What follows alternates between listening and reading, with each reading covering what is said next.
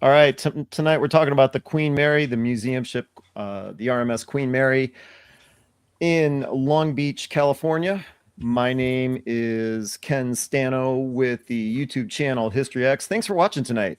Like I said a few moments ago, tonight we're going to be talking about the RMS Queen Mary. Of course, it's another live broadcast, 3 YouTube channels, and the popular museum ships Facebook group. People helping me tonight. Shane Stevenson, curator at the Buffalo and Erie County Naval Military Park. Check out their YouTube channel. Search for Buffalo Naval Park or check out their website, buffalonavalpark.org. Thanks for bringing that up, Connor. Working on it. Great job. We've got John Epp. Camera's not working tonight, but he's the curator with the USS Slater out of Albany. You can check out their YouTube channel, right below Shane. Check out their YouTube channel. Search for the USS Slater in the search bar. And congratulations to them for surpassing the Buffalo Naval Park when it comes to subscribers on YouTube. That's pretty cool. USSSlater.org is the website.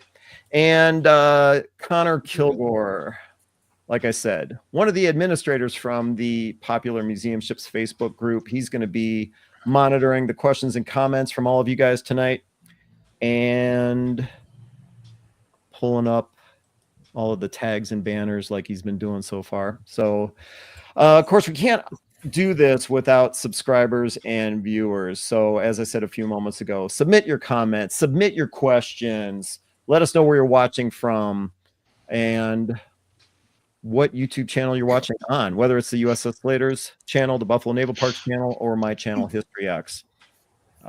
Tim in the chat already. Who's?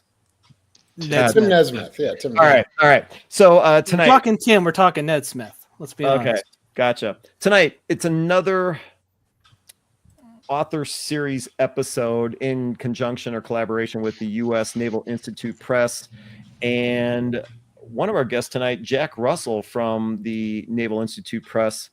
Jack, why don't you say hi? I've never met you before. Appreciate you joining us tonight. So just give us a little rundown as to what you do with the Naval Institute Press. Yeah, sure. I'm surprised, Ken, we haven't crossed paths a little earlier than this.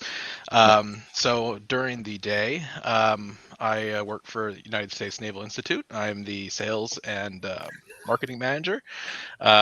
So I work with, one part of my job is I work with the museum ship folks.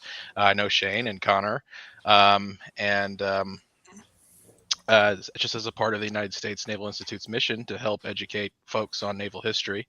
The press has operated since the late 1800s and has published thousands of books over the years, many of which, are classics, Friedman's U.S. battleships, Hum for Red October. And then, of course, David's book on Queen Mary just came out last year. So looking forward to talking about it tonight. During the evening, I have my YouTube channel, Bearing Straight, and some people might know the Portholes podcast that I do with Ryan Zizmansky once a month. You say once a month. Typically, when does that occur? That is the first typically. That is the first Thursday of every month. So that was new episode was last week. And is that strictly on your YouTube channel or is it on both? That is on the Bearing Straight YouTube channel. Yes. Got it. Okay. Dang, I don't have a banner for that one yet. Don't worry. You can create one real quick. No worries, Connor. Well, all right. Since it is 1 a.m. over in England, let's introduce David Ellery. And give a little bit of a rundown on David. He is, a whole bunch of different things going on with David. Writer, broadcaster, documentary filmmaker, but most importantly, an acknowledged expert on the Queen Mary. Produced several films about the ship, award-winning documentary on the BBC. But he's written 3 books, at least 3 that I'm aware of. 3, right, David? That's correct, yes. Okay, so tonight we're going to be talking about the RMS Queen Mary. I'm going to pull this up here. We're going to be talking about... Oh, sorry, wrong presentation. All right, here we go. We're going to be talking about this book right here. The RMS Queen Mary, the world's favorite liner. But he's written 2 other books as well. The RMS Queen Mary, 101 questions and answers about the Great Transatlantic Liner. That was in 2006. And then before that, the QE2, the last great liner, that was way back in 1993. So sounds like you know a little bit about the Queen Mary. All right. Yes. Now, it is a pet subject. What got you? I mean, you say a pet subject. I mean, we all have obsessions. Like if you look behind Jack, obviously, you know, into different, you know, ships, that type of thing. But so what brought you to, or what helped you cross paths with the Queen Mary? In actual fact, I was working originally as a freelance writer, writing articles for magazines in the UK. And I wanted to do a trip to America, so I lined up with my commissioning editor for one of the magazines in the UK to do a couple of personality interviews, celebrity interviews. Came to Los Angeles for a week, got those out of the way pretty quickly. And for the rest of the week, I was a tourist, and I spotted in the brochure of the hotel in which I was staying that they were running trips to Queen Mary, which was not that far away from where I was staying. So I thought, yeah, that could be interesting. And I have to say that was, you know, in no uncertain terms, a pivotal moment. I was absolutely bowled over by the ship, the history, the huge presence of the ship, standing on the quay looking up at her, and obviously the opulence and the beautiful interiors. And I think many people who go aboard for the first time are touched by the ship in that way. And when I had the opportunity to write a book about the ship, I seized it, and that was fairly early on in my writing career. I happened to be in conversation with somebody and mentioned to them, I'd love to write a book about Queen Mary. And they said, okay, well, actually, that's what we're looking for, someone to do that. So yeah, please do it. And that's where it went from. So that was, you were basically commissioned to write the book, or you were hired to write the book. It wasn't necessarily something you were fascinated with the ship, but you weren't really thinking about a book until someone asked you to do it. So more or less, yeah. I mean, I expressed an interest. I said, you know, it's a fantastic subject. It's something which I would really love to do, get my teeth into. It was the first book. In actual fact, it was the, if you like, the precursor to the current book, The World's Favourite Liner. That was the first version of it, which was way back. And as I say, I mentioned to this publisher that I was keen and interested in doing that, and it just so happened that at that time they were looking for titles, and that was certainly one that they were looking at and exploring, and it just coincided and worked out really well for me that I got that commission to go out and actually do a great deal of research, spend time on the ship, take lots of photographs and so forth, and then it went from there. What is it? The historical aspect? Is it the English connection of the ship? Is it the role it played during World War II? I suppose it's a little of all of those. I mean, my initial interest was pretty much the aesthetics of the ship, the fact that she was so beautiful and still is in her first class areas in particular. The sheer size and the grandeur certainly captivated me. So that was my initial reason for getting involved, really, in what sparked my interest, if you like.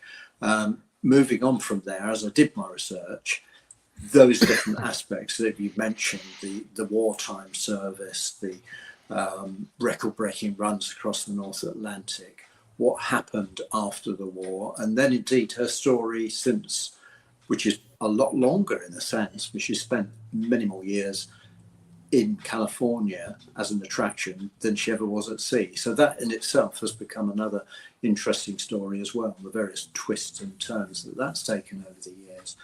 But I think above all, I would have to say, and it's the thing that connects all of those things without fail, it all comes down to social history and the people who were involved. And they may have been the people that were involved in designing the ship, building the ship in Glasgow all those years ago, then the people that ran the ship, the people that travelled aboard the ship, the GIs during the Second World War, and indeed all those people who have been involved in the ship in the last 50 odd years or so, whether they've been visitors or whether they've been people who have at various stages in the ship's career in latter years run the ship. So I think it's that social history, it's the relationships and the things which have occurred on a very much a sort of a personal basis for so many people, thousands, millions of people. Well, David, Go ahead. I just wanted to echo that, because as someone with the last name of Russell with Scottish heritage, I just, I have, even though my family didn't help build that ship, but just that connection to Clydebank and Scotland, you feel just a little bit of pride and what those people were able to achieve when they built Queen Mary, especially during the Depression. And what happened, up there in Scotland, and like the collapse of everything, and then being able to finally, go back in and finish that ship. And it was really a source of pride for the entire nation, really, during that period as we were coming out of the Depression. It was truly incredible. Well, and you had mentioned, you mentioned the Depression, and the little bit of reading that I had done when we found out that we were going to be fortunate enough to have David come on, it's like, well, so they laid the keel. I think, David, correct me if I'm wrong, I think it was in 1930, but then there was a good 2.5 year delay due to the Depression on the building of the ship, correct? Yeah, absolutely right. 1930, the keel was laid and work got underway, and it went great guns. It was, the ship was on schedule, if not a little ahead of schedule. And then, as you said, there was the Great Depression. Cunard continued to try and build, the John Brown Yard continued to try to complete work on the ship, even though the Depression was biting. And all that time, Cunard was still in operation, so they didn't stop service as a result of the Depression. They carried on. That said, money simply ran out, and as a result of that, it was down tools, and unfortunately, work had to come to a halt. At that moment, incredibly, around 10,000 people, 4,000 of whom were directly involved in the building at the John Brown Yard at Clydebank, and around about 6,000 people at that time were involved in building all of the items that would be used eventually, whether it be engine machinery, auxiliary machinery, soft furnishings, cabinets, and so on. All manner of things were being constructed, not just in Britain, but at that time, of course, it was the British Empire. So there was work going on all around the British Empire and even further afield. And all those people immediately, as soon as that contract was put on hold, were effectively out of work. So it was an incredible moment. And as has been mentioned there, it was a really tough time on Clydebank. The neighbouring yard had just gone out of business. The Singer Sewing Machine Company, who were also a major employer, laid people off. There were so many people suffering hardship as a result of the Depression, and there was such little work in that area. Families were really up against it. It was an incredibly hard time. It sounds very similar to in my mind, the U.S. version of that was the construction of the Hoover Dam, which occurred during the Great Depression as well. And there were money issues. There were financial challenges to the point where it's like, Congress, are they going to keep funding this project? And it sounds to me like, is it possible the building of the Queen Mary could have been the same thing? It was national news if they weren't going to continue the construction of it. Yes. Sorry, yeah, David. okay. I'll let you tell your story. Well, I was going to say, no, you're absolutely right.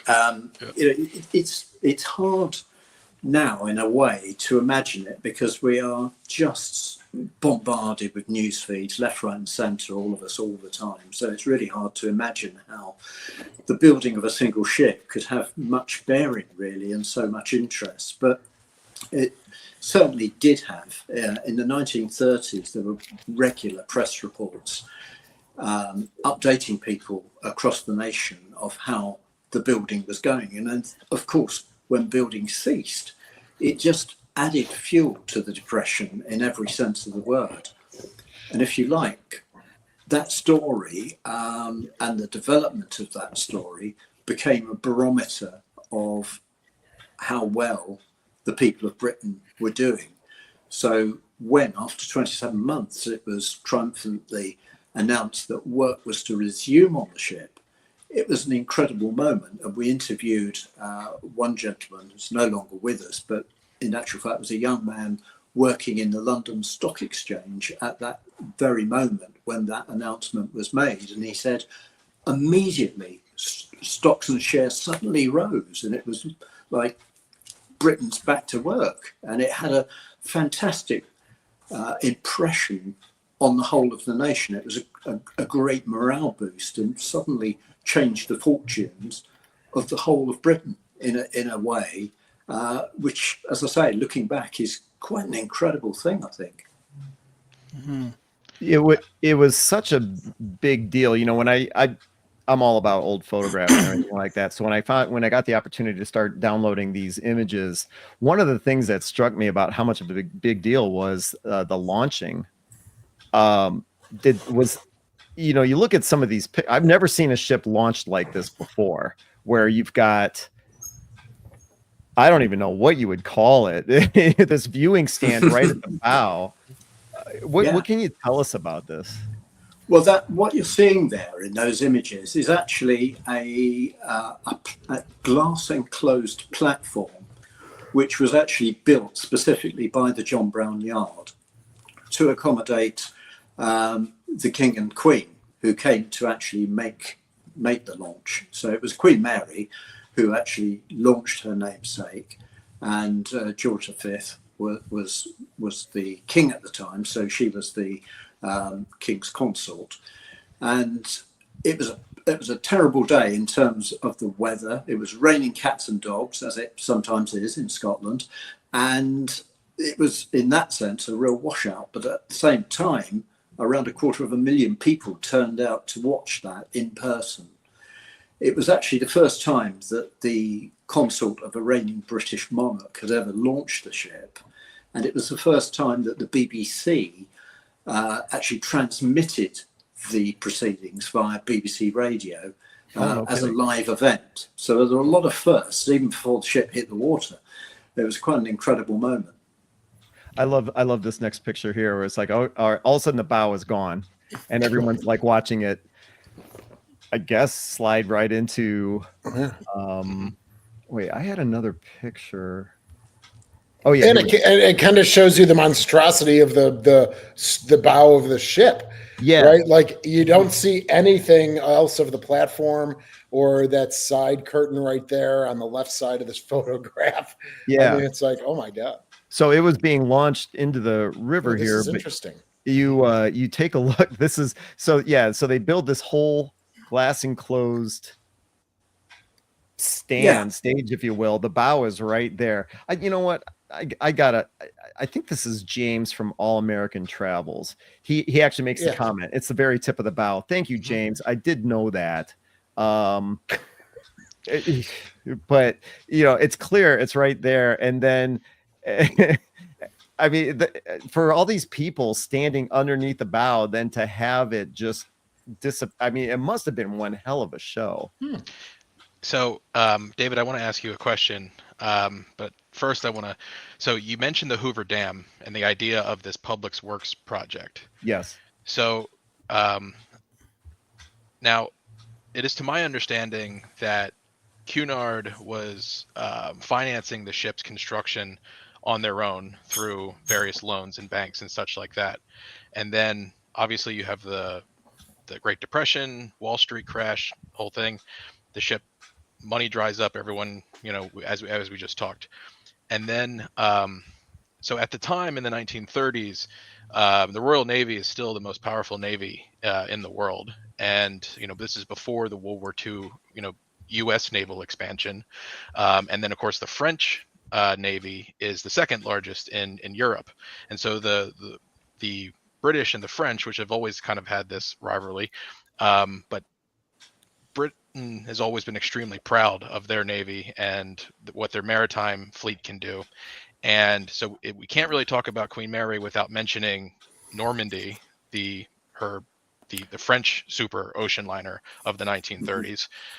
In the Depression, the French government continued to subsidize Normandy, and so she gets further and further along. She gets launched and she's being fitted out, and then so it's that public pressure which then forces, like as we've talked about, forces the British government to say, we're going to fund the rest of the Queen Mary. Now, we talked about Queen Mary herself stepping forward, like in this picture, and naming the ship. Now, do you think because of the fact that the British government helped fund and finish the ship, that Queen Mary would then break Cunard naming convention and then name it in her own name, which is something that hadn't happened either? Do you think that has anything to do with it? Well, no. There was a crazy story about the name, right? Wasn't it actually supposed to be named after? Was it Victoria? Yeah, the story goes, and I have tried my darndest to verify this by looking into various people's ancestors who may have been at this meeting. I know the story you're alluding to, that the ship was intended to be called Victoria, and this would have followed the convention of having names which ended in IA, such as like Aquitania, for example. Mauritania. Yeah. So it made perfect sense. It did, yeah. Now, a delegation apparently was received by the king to ask permission if this would be possible. And the story goes that they asked if the new ship could be named after Britain's greatest queen. They were referring to Queen Victoria, but George V stepped in and said, yes, of course, it would be lovely if you would call it after my wife. And so rather than say, no, sir, we didn't mean that, Your Royal Highness, they went along with it.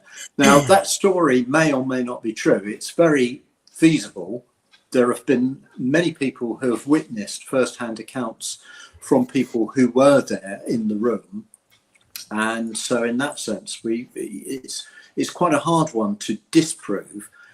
None of us was actually there, as I've said in the book, so we have to kind of make our own judgment call on that one. It's a lovely story anyway, but so believe it if you wish. But as I say, as far as I can tell, it's true, and it's certainly very feasible. It's funny. Even if it's not true, I want it to be true. I think that's a great story. Can you go back to that overhead shot, Ken, of the outline and the shadow of the ship as it's coming down the ways? Oh, are you talking about like the overhead shot of the whole the yard? You're talking about slide 9. Okay. Yes, because can you explain what's going on here? David, can you explain what we're looking at here? Yes, effectively, you're looking at a aerial shot of the John Brown yard. This is sometime before the launch, but the beauty of this photograph is it gives you some of the logistical issues which John Brown's would have had to cope with. You can see there that the main river, which is running left to right, is the actual River Clyde. The smaller river, which goes off into the distance in the background, is the River Cart. And the yard was really pretty much opposite where the actual building of the ship was taking construction. In that area, the fitting out berth and so on is right next to where that really big crane is, which is the Titan crane. So the launchway is just to the left, marked there. And so the idea was to launch the ship and have her go into edging slightly rearward into the River Cart. The calculations had to be very, very precise.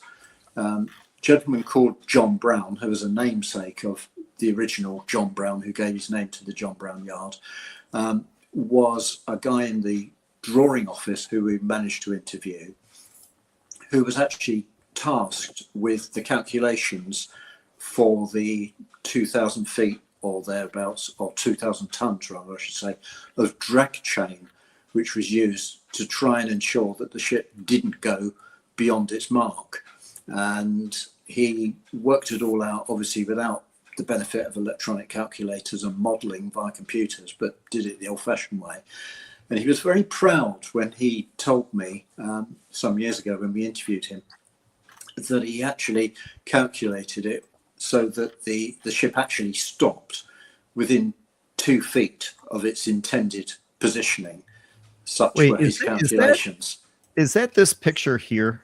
Mm-hmm. Yeah, that's some of the drag chain. No kidding. Yeah, there were thousands of tons of it. So then it had to, like, it was coming down the ways. It appears, if that's the right photo, it's coming down at an angle. And then they had to maneuver it off to its right and then off to the left into the river going into the distance. So they had to slide it. And then as it's coming out, they had to turn it to the right. Yeah, the calculations were such that it was just enough width to get her into the River Clyde, but had to make sure that obviously it didn't overshoot at all, because that would have ended up in that farmer's cornfield, which we see to the right of the photographs there. And incidentally, on the day, because there were so many people who were interested, that field was full of bystanders who had come to watch, and the wave which the launch actually caused drenched them. It went right over them. It was quite an amazing feat just to launch itself. And then, of course, after she'd hit the water and was stabilised, they disconnected the drag chains and she was manoeuvred into the fitting out berth, which, as I say, we see just to the right of the photograph there, the inlet just ahead of the big Titan crane. So I want to go back to this picture of the chain. You had mentioned I'm sorry, the guy's name escapes me. It was actually John Brown. Oh, he had it calculated to like the nearest foot or two of. Yeah, within 2 feet. Yes. Yeah, very precise. Yeah.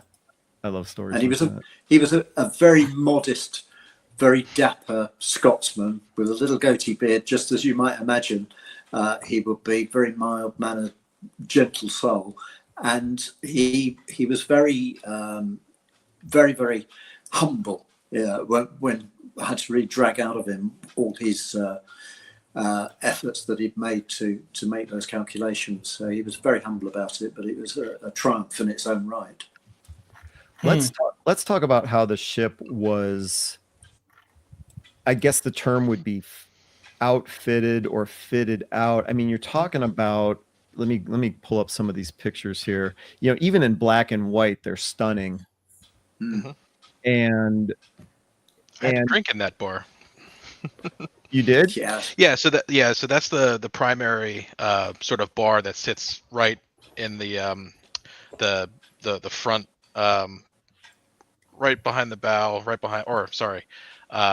it's right in the front of the superstructure on second deck. They still use it today. That's like one of the main bar spaces. It is really nice. A lot of fun.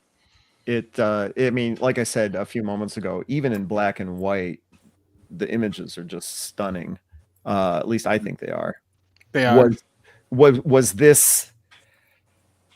I mean, was this like top of the line, you know, just like Titanic was? I guess that would be 20 years earlier. Yes. So, I mean, obviously no expense was spared. I mean, the entire interior it's incredible how much wood is involved. Nearly everything is wood paneled, and not only just one type of wood, but pretty much every major species of wood. And then what isn't wood is polished brass, which is pretty incredible. Mm-hmm. And the ship retains a lot of it today, and it's absolutely stunning. Yeah, I would add to that interestingly, there was a definite conservative approach made by the board of Cunard concerning the interiors. And if you compare, we mentioned earlier, quite rightly so, Normandy being the ship's big rival, and the race really was one of prestige, as was alluded to earlier, and getting the first ship of more than 1,000 feet in length in service. And Normandy, because of the much more proactive approach that the government in France took, managed to make sure that Normandy was in fact completed just about a year. Went into a year or so. She went into service in 1935 and took the Blue Ribbon. So she was slightly ahead of Queen Mary in that sense. But her interiors were much more opulent and luxurious in many ways, in a much more gaudy and perhaps flashy way. Cunard took the approach that they wanted their ship to be conservative and to reflect. So they wanted it to be modern in some respects and have cutting edge technology and safety, but they also wanted to make sure that their ship reflected the liners that had come before, the liners that effectively she was to replace. And so in that sense, they actually played down a lot of design work which was originally offered up by the interior designers, and actually toned it down, made it a lot more conservative in that sense, but nonetheless was still very, very luxurious in every sense. And as you mentioned, lots of wood paneling, 56 different veneers. And for just a little bit of extra context, Normandy, Queen Mary comes out to just under $30 million at the time to build.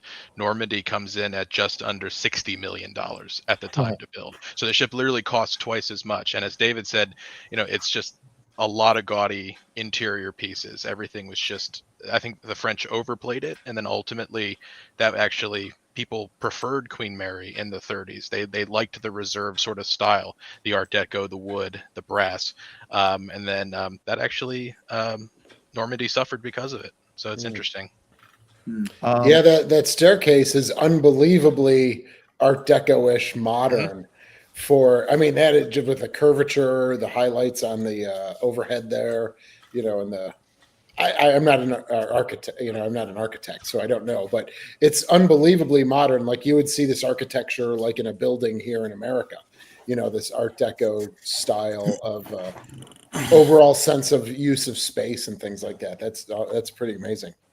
The museum, you mentioned the Normandy, and let me see if I can do this. The museum, the Queen Mary Museum, actually has a timeline that's pretty interesting. Let's see if I can pull this off. So let's see.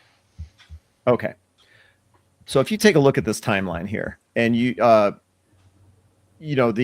let's see, where was it? Okay, so the speed trials start taking place in 1935 here. Let me make this a little bigger.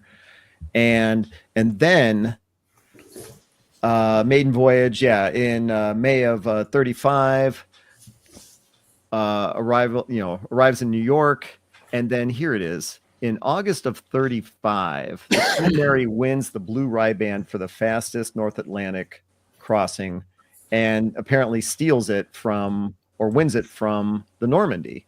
And then the Normandy wins it back in 1937. And then in 1938, so they were going back and forth for a number of years. They were. Yeah, in actual fact, Queen Mary's first attempt and her maiden voyage and then first attempt on the Blue Ribbon was actually May 1936. But the other dates are correct there. So she effectively took the Blue Ribbon, then lost it, won it back in 1938 with a record-breaking round trip, and then thereafter held the Blue Ribbon for the next 14 years until SS United States took it from her. Wait. In the 50s. I'm glad you're saying that. Am I pronouncing? So where was that? Am I pronouncing it wrong? Like a typical American. So I saw this Riband. I thought Riband. So, but it's pronounced Riband. Ribband. Well, yeah. ribbon or riband. Yeah. Okay. Either. All right. And so, yeah, so previously, it was just a sort of like a title in name only, and then French Line on Normandy's maiden voyage actually creates what we know as the blue ribbon like flag, and then a year later on Queen Mary's attempt, she gets slowed down, and it's on her 6th round trip to the United States does she finally beat Normandy's record run, takes the blue ribbon title. You talk about this world record run, which was October of 38. And then there's this little note here, docked without the aid of tugboats in New York. Mm-hmm. How did that happen? That happened actually on, I think it was 3 occasions.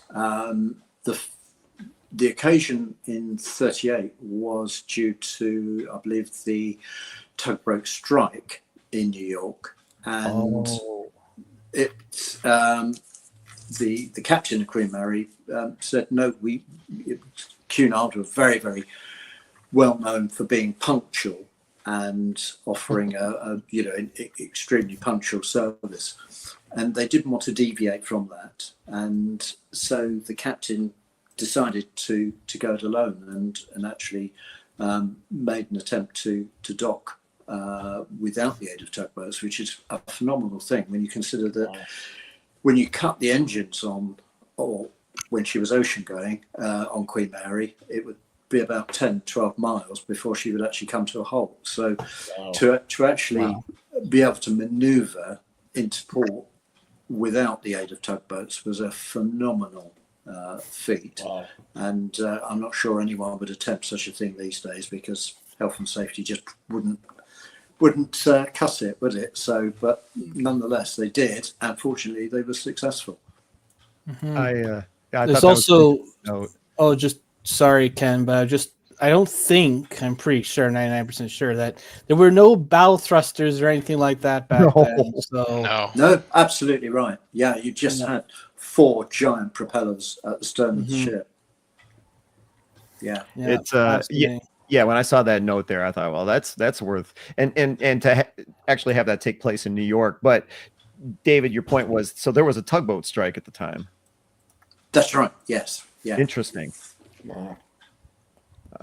Okay. I want to move on to World War II, but before I do, John, Shane, Connor, did you guys have any questions for David or Jack? So basically, for me, when I look at the Queen Mary, and other than Normandy, were other countries at that period building counterparts? Like in the time before the First World War, Germany had passenger ships comparable to the Olympic, and the United States had vessels as well. By the 30s, other than France and England, were there other countries building liners that were comparable at all? Or by that point, was it just those 2 countries building these large mega passenger liners for that time period? There were other countries that were running North Atlantic services. America with the American line and Holland American line. There was also the Italian ships and so on. But it wasn't really, I don't think, any other country that entered into that race of producing a ship the same size as Cunard or the French line. They were pretty much exclusive towards the mid to latter part of the 1930s. And really, when you think about it, actually, even post-war, the running mate to Queen Mary, which was RMS Queen Elizabeth, came into service during the war, and then later commercial service as running mate with Queen Mary. But they dominated the North Atlantic. There weren't any other companies, even at that point, that really came in with anything of that sort of size. There were other ships which were more than 1,000 feet in length, which did the North Atlantic runs. The France, for example, was such a ship. But no, really, in terms of the superliners, they are the very few. Those 3 really are the standouts and only superliners that emanate from that period. Does they kind of just triggered something, and I could be way off base. I just tried. Trying to make a connection. Would that be? Were these kind of like immigration ships as well, or were Oh these yeah. just? Mhm. Were they just much more luxury for the elite and the wealthy to travel to America? Or, I mean, there's a reason why France and Britain would make these if it was following the immigration waves of people coming to America. You wouldn't really see that immigration from America to Europe. But I don't know that. Was that taken into account in any way here? Yeah, Yeah. very much so. Yeah. Do you want to answer that one, or shall I jump in? I mean, that's fine. But yes, so I mean, this is obviously before air travel. This is so the only way to get across the Atlantic is by ship. And yes, there are different sizes of ships in different countries. But even the big ships, which were known for their first class accommodations, also had second and third. Obviously Titanic is famous for that. By the time you get to the 1930s, though, that sort of separation between first and third class is certainly not like it was at the turn of the century. The gaps have closed. You still have the really ridiculous opulent first class, but second class is really sort of more all encompassing versus like a second and third. But obviously prices on smaller ships are going to be cheaper, so it just depends on what your price point was. But no, this was transportation for everyone. Like, this is how you did it. If you could afford to get to the United States, then you're going by ship. It just depended on how many stacks that ship had. Mhm. Yeah, thank you. Yeah, just to add to that, the change in the way that the ships were built to accommodate various different classes changed somewhat for the North Atlantic passages in the early 20s, because up until that point, there was very much more freedom to go and travel from mainland Europe and settle in America. In the early 20s, the laws on immigration changed somewhat, so fewer people were welcomed in the same way. And that had a bearing on the design of the ships. So in the days previous to Queen Mary and Queen Elizabeth and other contemporaries, although they accommodated for luxury travel, most of their money was actually made from people travelling steerage, people who were emigrating from Europe to America. From Queen Mary and ships of that era onwards, that changed drastically. So although, as pointed out there were the three classes, the emphasis shifted somewhat. So the money wasn't necessarily being made out of the steerage or third class, but it was more evenly spread. Incidentally, although the class system had changed a lot, and that was directly as a result of incidents such as Titanic, that was a catalyst for change without a doubt. They were still very distinct, different states aboard the ship, to the point where they were segregated. Each class had its own entrance, and once on board, with the exception of the maiden voyage, the classes couldn't intermingle. So if you were a second or a third class passenger, you wouldn't be going into first class, and vice versa.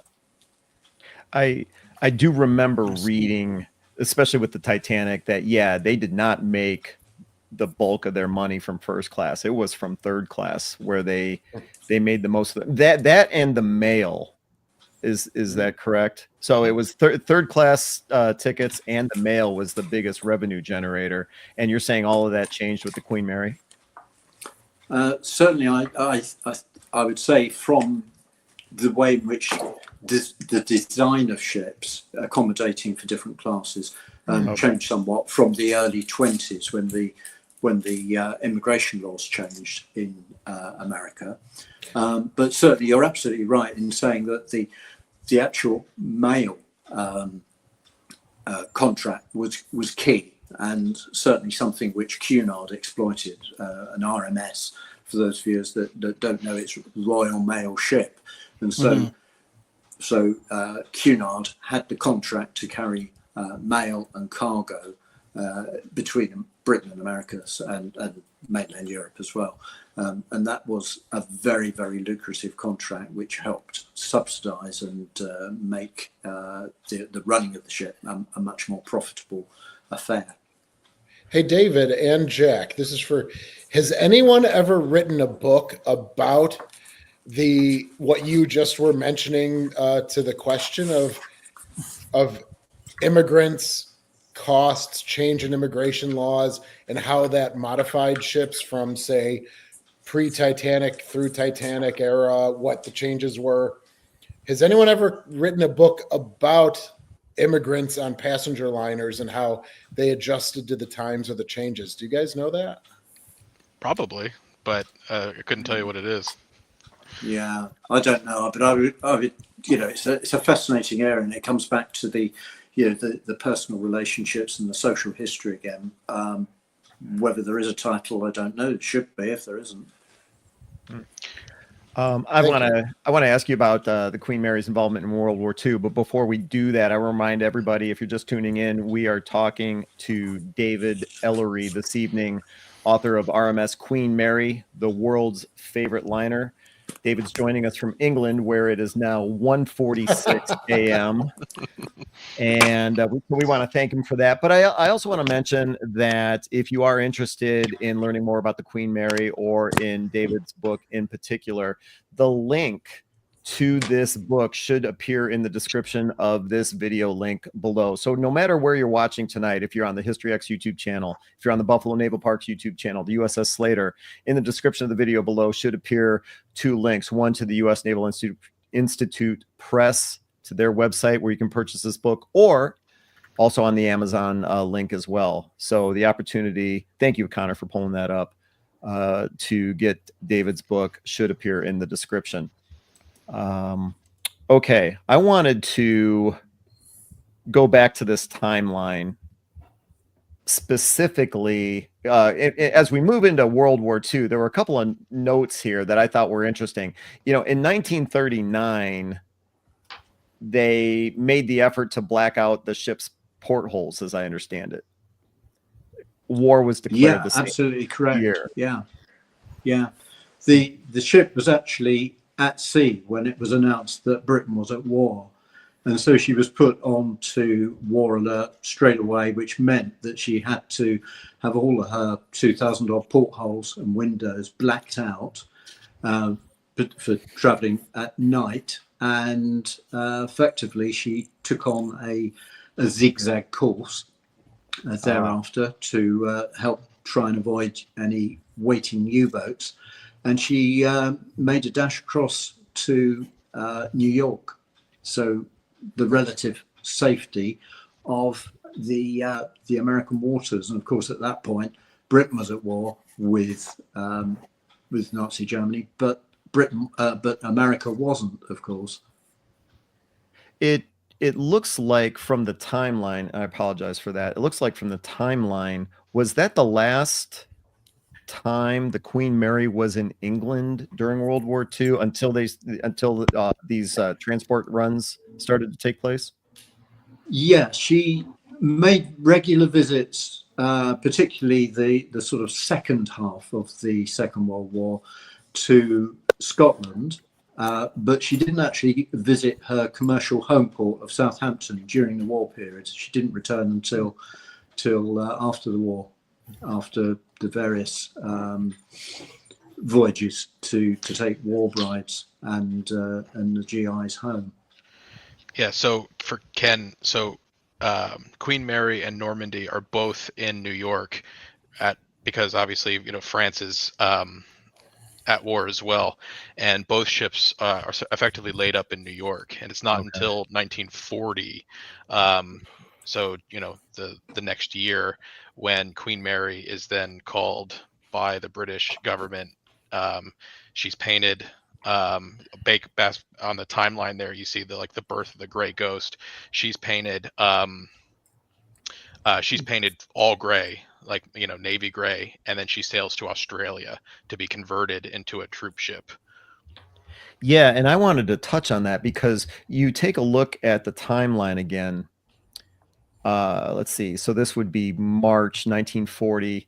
Heads to Sydney, Australia, to be fitted as a troop ship. And check this out. So the accommodations are increased from around 2,000 passengers to 5,500. And it doesn't end there. That's just the start. It's just the start. You know, it starts making all of these transport voyages, and as you progress through World War II, there was, here we go, Boston to Sydney. I thought this one was interesting. Okay, so the first time the Queen Mary carried American troops, that would have been in March of 42. Over 8,000 troops and 900 crew members. Wow. In May of 42, 2 months later, that's the first time the ship carried over 10,000 people, 9,800 troops, nearly 900 crew members. And then it doesn't stop there. And then in August of 42, they hit 15,000 troops. They got 15,000 troops and just under 900 crew members on board. Yeah. Was that the record, I guess, the ship ever held? Yeah, there's the answer right there. Where? Yeah, the record was in total, and that comprised, as you say, of crew members who were, in fact, the Cunard crew members. They stayed on, skeleton crew to run the ship, and officers, together with a whole division of soldiers and various other people who were aboard, such as nurses and diplomats and so on.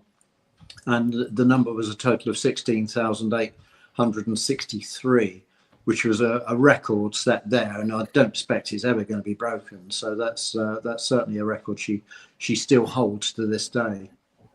That's incredible to have that many people on board. When you see in the museum, they talk about these huge numbers of troops on board. Basically, like, you can forget the idea that you have a bunk. You're just you walk on board, and it's just, you get to stand here. So you have guys who do find bunks. You have guys who are sleeping on the deck. They do rotations. The galleys of Queen Mary are modified to basically just open most of the day, cafeteria style. So it's just this constant just flow of guys. So there's, people eating, then they rotate out, and literally every inch of deck interior, it's just all person. So the idea that your 17,000 people are being accommodated in sort of a normal way, that's out the window. It's I couldn't imagine the 5 days packed shoulder to shoulder in. Yeah, 5 days like that. And David, I had to imagine that. Well, what kind of changes did they have to make to, like, kitchen facilities, for food? The ship was changed beyond all recognition, in as much that the opulent interiors were boarded over in many cases, to make sure that damage was limited as far as possible. So the opulence was kind of hidden away in a lot of the public areas. Rooms which were opulent public rooms were turned into makeshift hospitals. The main restaurant area, which was the largest room afloat, as explained there, was turned into effectively the eating area for the GIs, and they would literally walk through and gather their food as they went. There was plenty of food available, and it was reasonable quality. It was all British fare. So one person we spoke to who had travelled aboard during that time remarked on the fact that he had steak and onions for the first time, and surprisingly, it was steak and onions for breakfast. And there were other things such as fish and chips, which is a British delicacy, as we all know. So there was plenty of food and so on, but certainly lots and lots of changes aboard the ship. In actual fact, the first class swimming pool is a great example of how these changes went about, because as the capacity increased, more and more temporary bunks, which were called standy bunks, which were basically a metal tube frame with a canvas, no real mattress or anything, but a canvas sleeping area. They were introduced, and the first class pool was boarded over, and these bunks were actually in a stack of 7 tiers high, and they were slept in rotation. It was known as hot bunking because they never got cool from body heat. As soon as one person had finished their shift of sleeping, the next man came in and took his place. The officers fared better. They had some of the first class staterooms, and there might be only 6 or 8 officers in one of those rooms, so their accommodation was much more luxurious and a lot less cramped and crowded, and they still had people waiting on them as well, believe it or not. So it was a mixed fare, but certainly the ship was changed in every respect in that regard. And of course she was armed as well, and given an anti-mining system, which was a degaussing stripe, which was fitted all the way around the ship's hull to help prevent limpet mines. Going back to the timeline, the World War II oddities, I guess, if you want to put it that way, didn't change, because after the war ended in 1946, I've never heard of this before, but they had what they called war bride voyages. Essentially, the ship was crisscrossing the Atlantic with European brides and children of service members. That's right. And it wasn't just 1 or 2. I mean, 13. No, it's 13 voyages. It was an estimated 22,000 war GI brides and their children. Yeah, were taken to America and Canada so that they could resettle in those countries and obviously join their husbands and new families. Mm-hmm. And who paid for that? As far as I'm aware, they didn't pay for that. That was just an extended part of the ship's wartime service. Okay. Yeah, you always hear about that after the war. A lot of ships that were passenger vessels or had deck space, basically, that weren't warships. After the war ended, a lot of them got brought into service to bring war brides back. There was an article I read almost 4 years ago about that, and basically how a ship that was originally Norwegian built actually ended up bringing a lot of families to my region of Canada ultimately in the end, or at least a lot of them ended up here.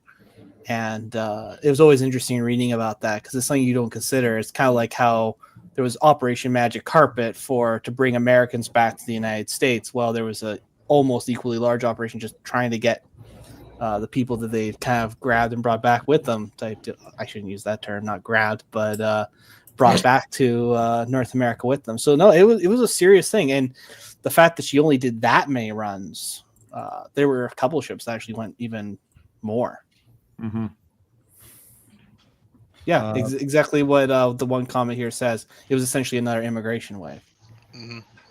I want to remind everyone we're talking to David Ellery, author of RMS Queen Mary, the world's favorite liner.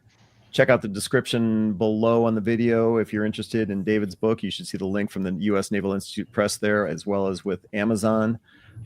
There were a couple of other images that I wanted to pull up here. Let's see here. Number 24. Just really amazing stuff.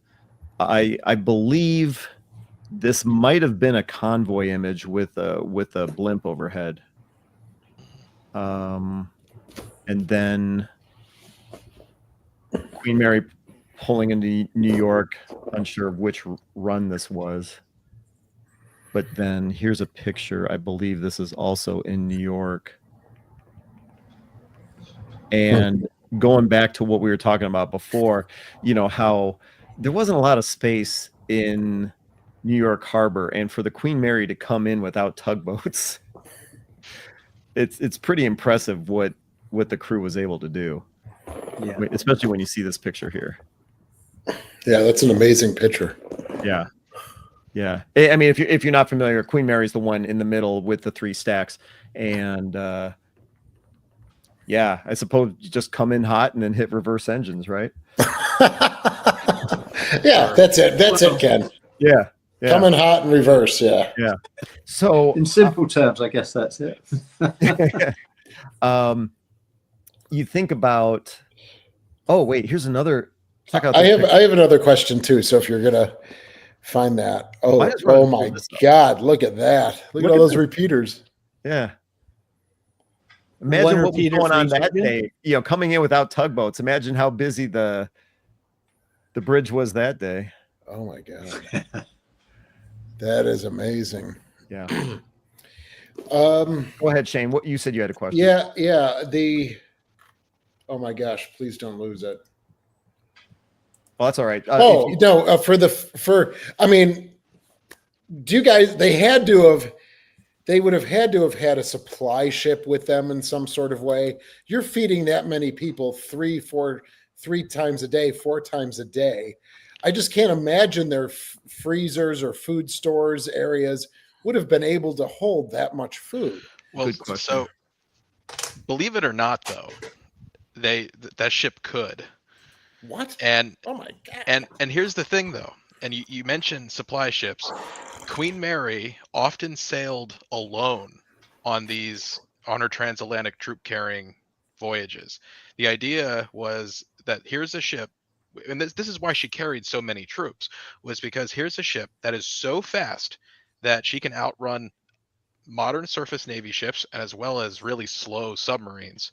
And so when you put Queen Mary with even other warships, right, that slowed her down and she becomes a target. And so you can only really pack that many troops, in like entire infantry divisions, onto Queen Mary, and they sent her out alone, and she would take off across the Atlantic at like 32 knots, and she wouldn't stop. And that was the whole point. And so she carried everything she needed to until she got there. And she was under strict orders. You're not stopping, and do not stop for anything. And obviously the main World War II threat here is the German U-boats.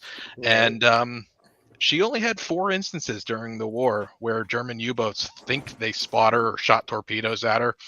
Nothing, sailed right on by, And there were instances where German commander, a U-boat commander, identified Queen Mary, and it's like, but by the time they were like able to even get into a firing position, she's gone. Yeah, but that's just plain old. I mean, you think they would have learned their lesson with Lusitania. But those ships were so much slower. I mean, everyone thinks about like Titanic. Titanic can really only break 20-ish knots. Of course, the joke is that SS United States can go faster in reverse than Titanic could go forward. I mean, so a ship that can do 32 knots is incredibly impressive, and certainly as fast as the fastest battleships of the time. And certainly faster than, like I said, submarines or anything like that. And so, her speed became her greatest defense. And because of it, she just zigzagged her way across the Atlantic, and oftentimes completely alone. I'd like to add something towards that in terms of the convoys, which go ahead. Even more remarkable is the Slater, her first convoy to England leaves at the start of October of 44. Basically, they pass each other on the ocean, and the Slater's first convoy, she's part of the fast convoys to Europe, the entire war, and it's taken her 10 days with a convoy of ships, and then you got this ocean liner just going, Mach 4 past all these convoys. It's remarkable. There's another convoy with a DE. They took 30 days. And in that 30 days, I believe the Queen Mary passed them twice, going back and forth. Wow. Just by themselves. I would like to, I don't know if we're going to get to it, but I would like to briefly talk about the collision a little bit. David, if you want to talk to that. Yeah, I thought I saw that in the timeline. In 1942.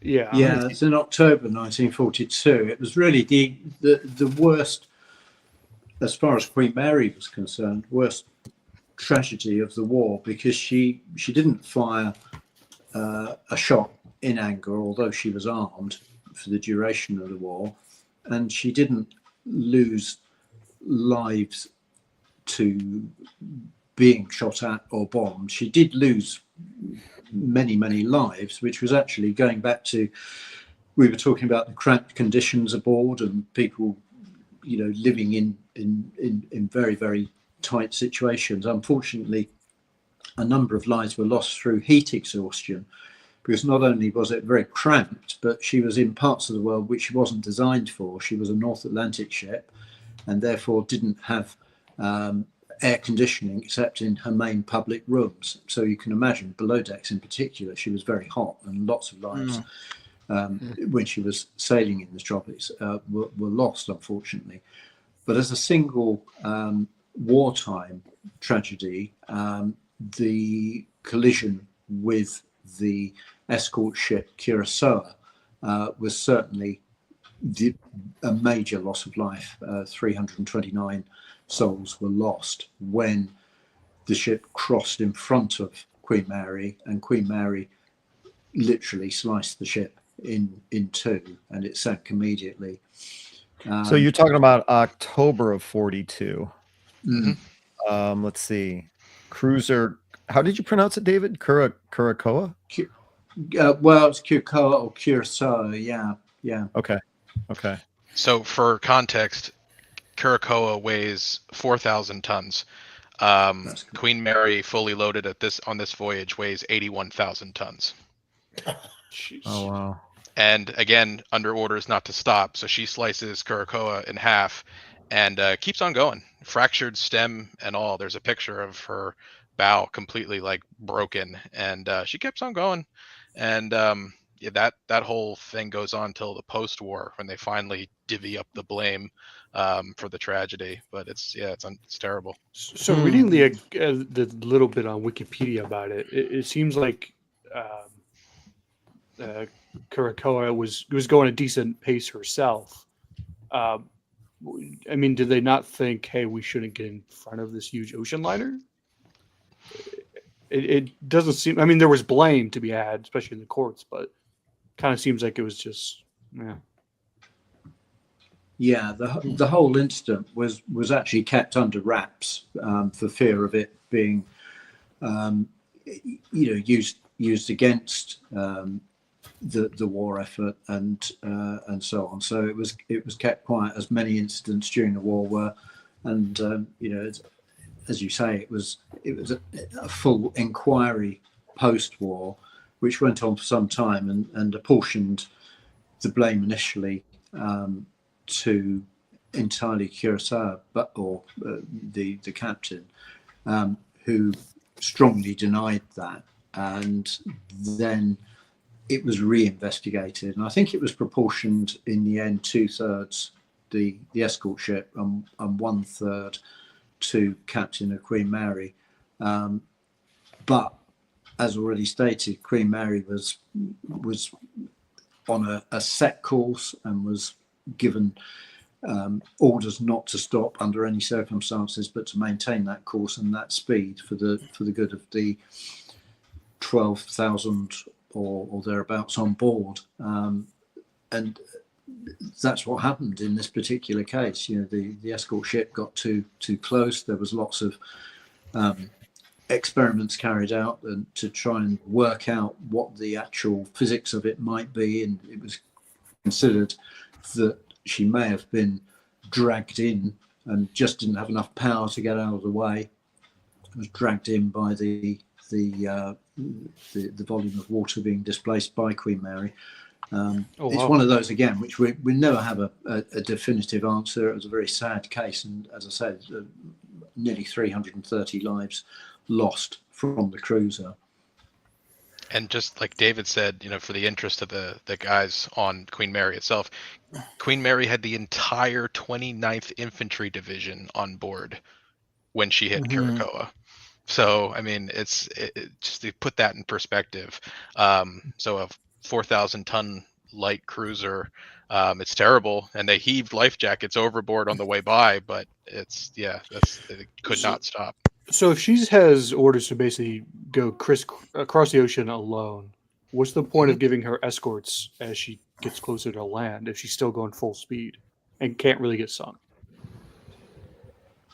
I think the reasoning for that was that there was known to be in the waters, because it's heading towards the end of her North Atlantic voyage, so she was heading in towards Scotland, in the area between the northern part of Ireland and the Scottish coast, and it was known that U-boat activity was rife in that area, so that was an anticipated risk, and so the escort ships were put on alert and given the task, the order to escort her in for that reason, so that they could act as a deterrent and to ward off any other likely threat. Mm-hmm. So the Curaçao was a light cruiser. Yeah, Sure. Shane, isn't the Little Rock a light cruiser also? Yes, of course it is. It's American. This is the first time I'm hearing of this accident, so I don't know anything about the Curaçao. I mean, but to make a comparison, that's a picture of the Little Rock. I don't know tonnage. Well, but if you're saying there was 4,000 tons for the Curaçao, the Little Rock is 12,000 tons. Oh, okay. So it's not even a comparison. Okay. You must also note that a lot of the times the terminology will often depend on the size of the gun as well. Yes. Good Because point. I'm looking at Karakota. I'm struggling to say her name. I know, I I'm was looking at a too. picture of her right now, and she isn't as well armed. She's a 1917, 1918 build, yeah, so right, she's right. much closer to being a more protected cruiser versus what would we consider a heavy cruiser or a light cruiser of the Second World War. I do have one quick question before we move on. Go ahead.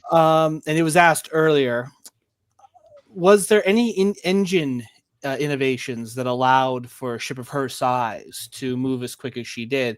Or was this just a sort of pinnacle of technology that had existed at the time? Or was there something new that they threw in to really make it increase in speed much faster than everything else seemingly that was around at the time? No, I think she had a cruiser stern, which gave her perhaps a little bit of an advantage over some of the older ships that were the precursors. But the technology wasn't particularly new. It was tried and tested, and that is exactly what Cunard wanted. Unlike, referring again back to Normandy, which had very much more up-to-date, state-of-the-art electro engines. So she was a ship that was very cutting edge, not only in her design and interiors, but also from the engineering point of view of her engines themselves. Cunard did embrace new technology, in as much that they had the most up-to-date safety features, including motorized lifeboats and so forth, which could be launched very quickly. Various other things such as smoke detectors and fire extinguishers, which could be operated from the bridge remotely throughout the ship.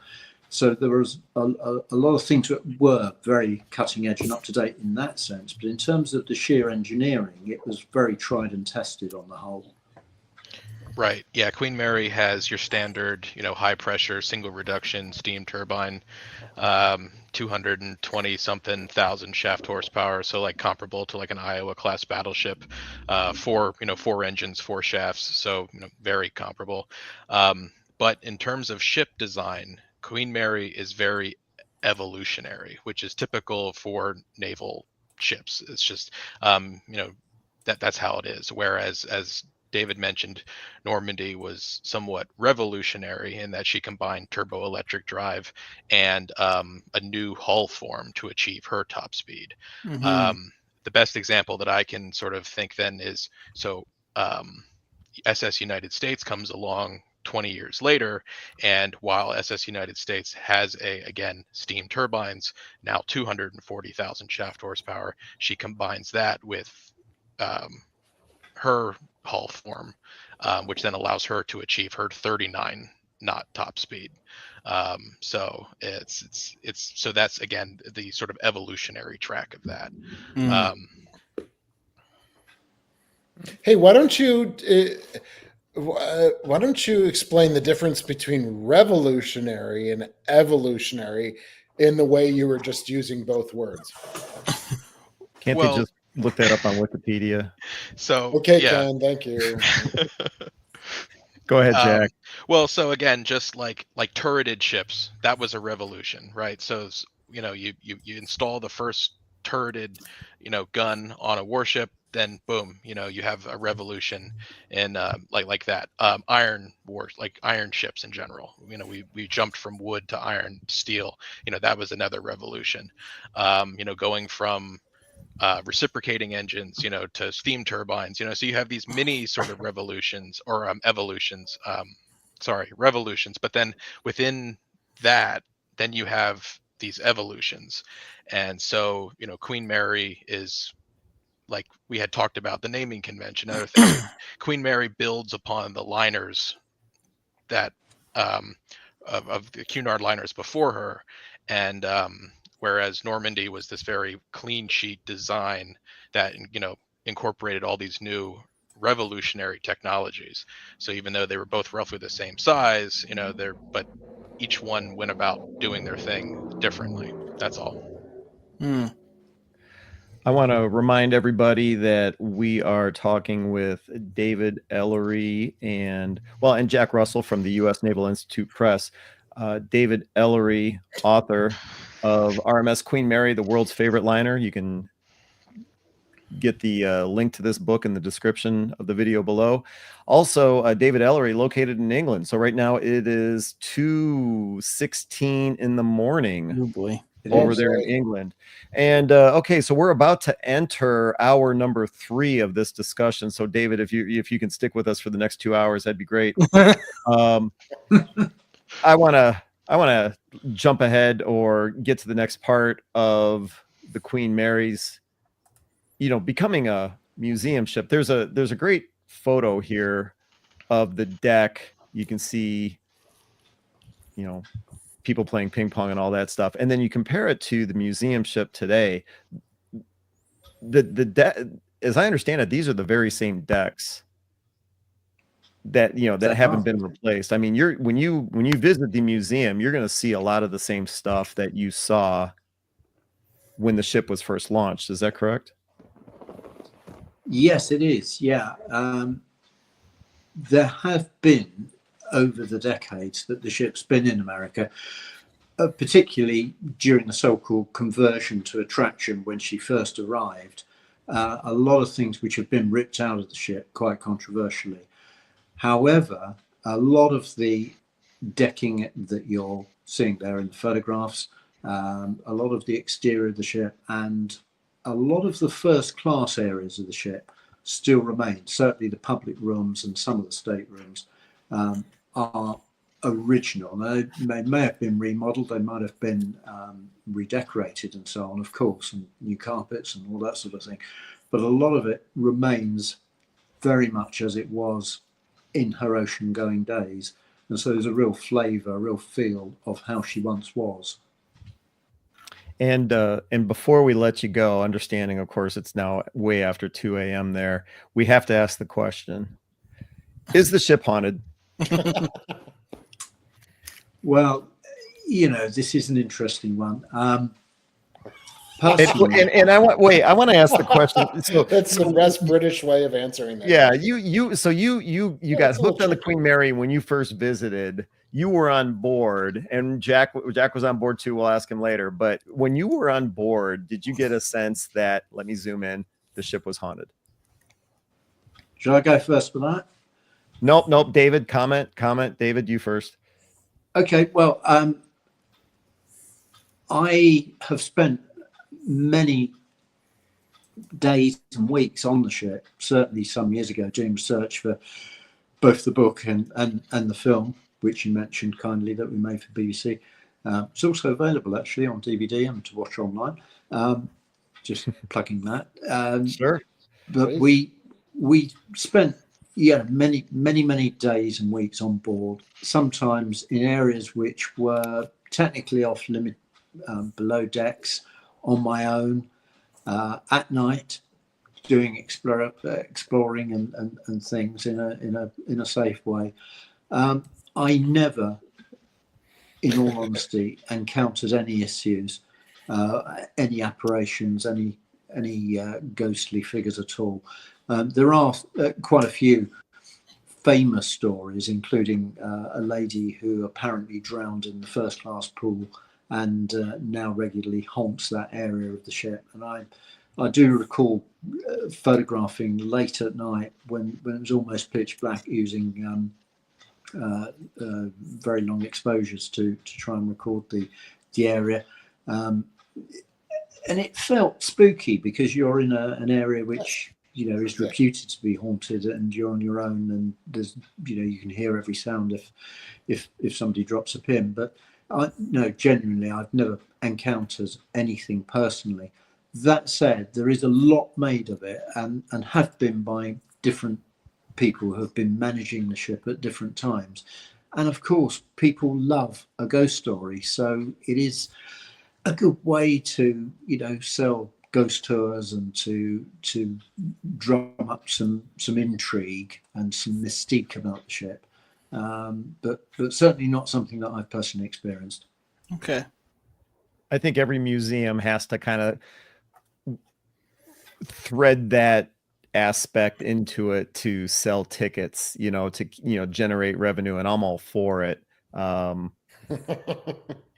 Some ships I think fudge it a little bit, because you look at the list and like, okay, how many people have actually died on board this ship? Like why is this ship haunted? Like let's ask that question. I mean, so just quick story. The Naval Institute, we were on ghost hunters because at one point in time our building, which is Beach Hall, used to be the Naval Academy's hospital, and in the first floor was the morgue, and reputedly there was a dead Marine down there who was haunting the first floor. Well, in 2021, and so ghost hunters came in, we were on TV. In 2021, we do this full building renovation. The first floor gets completely gutted, turned into something completely different, and no one has ever mentioned the dead Marine ever again. Mm-hmm. And so I'm like, well, okay. Queen Mary, the reason why you can believe it is because there's a space on board the ship in the stern, where they used to stick the sick people, and there's a gigantic board with the names of everyone who died, and this is a substantial list. And so you start to think, okay, if any ship here is going to be haunted, it could be this one.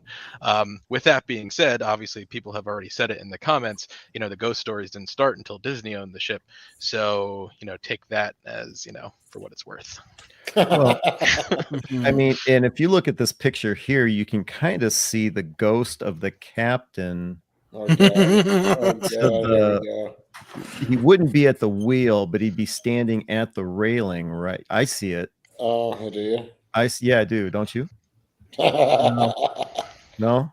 What about this? You see, there's a slight flaw in that argument, if I might, just going back to that previous slide.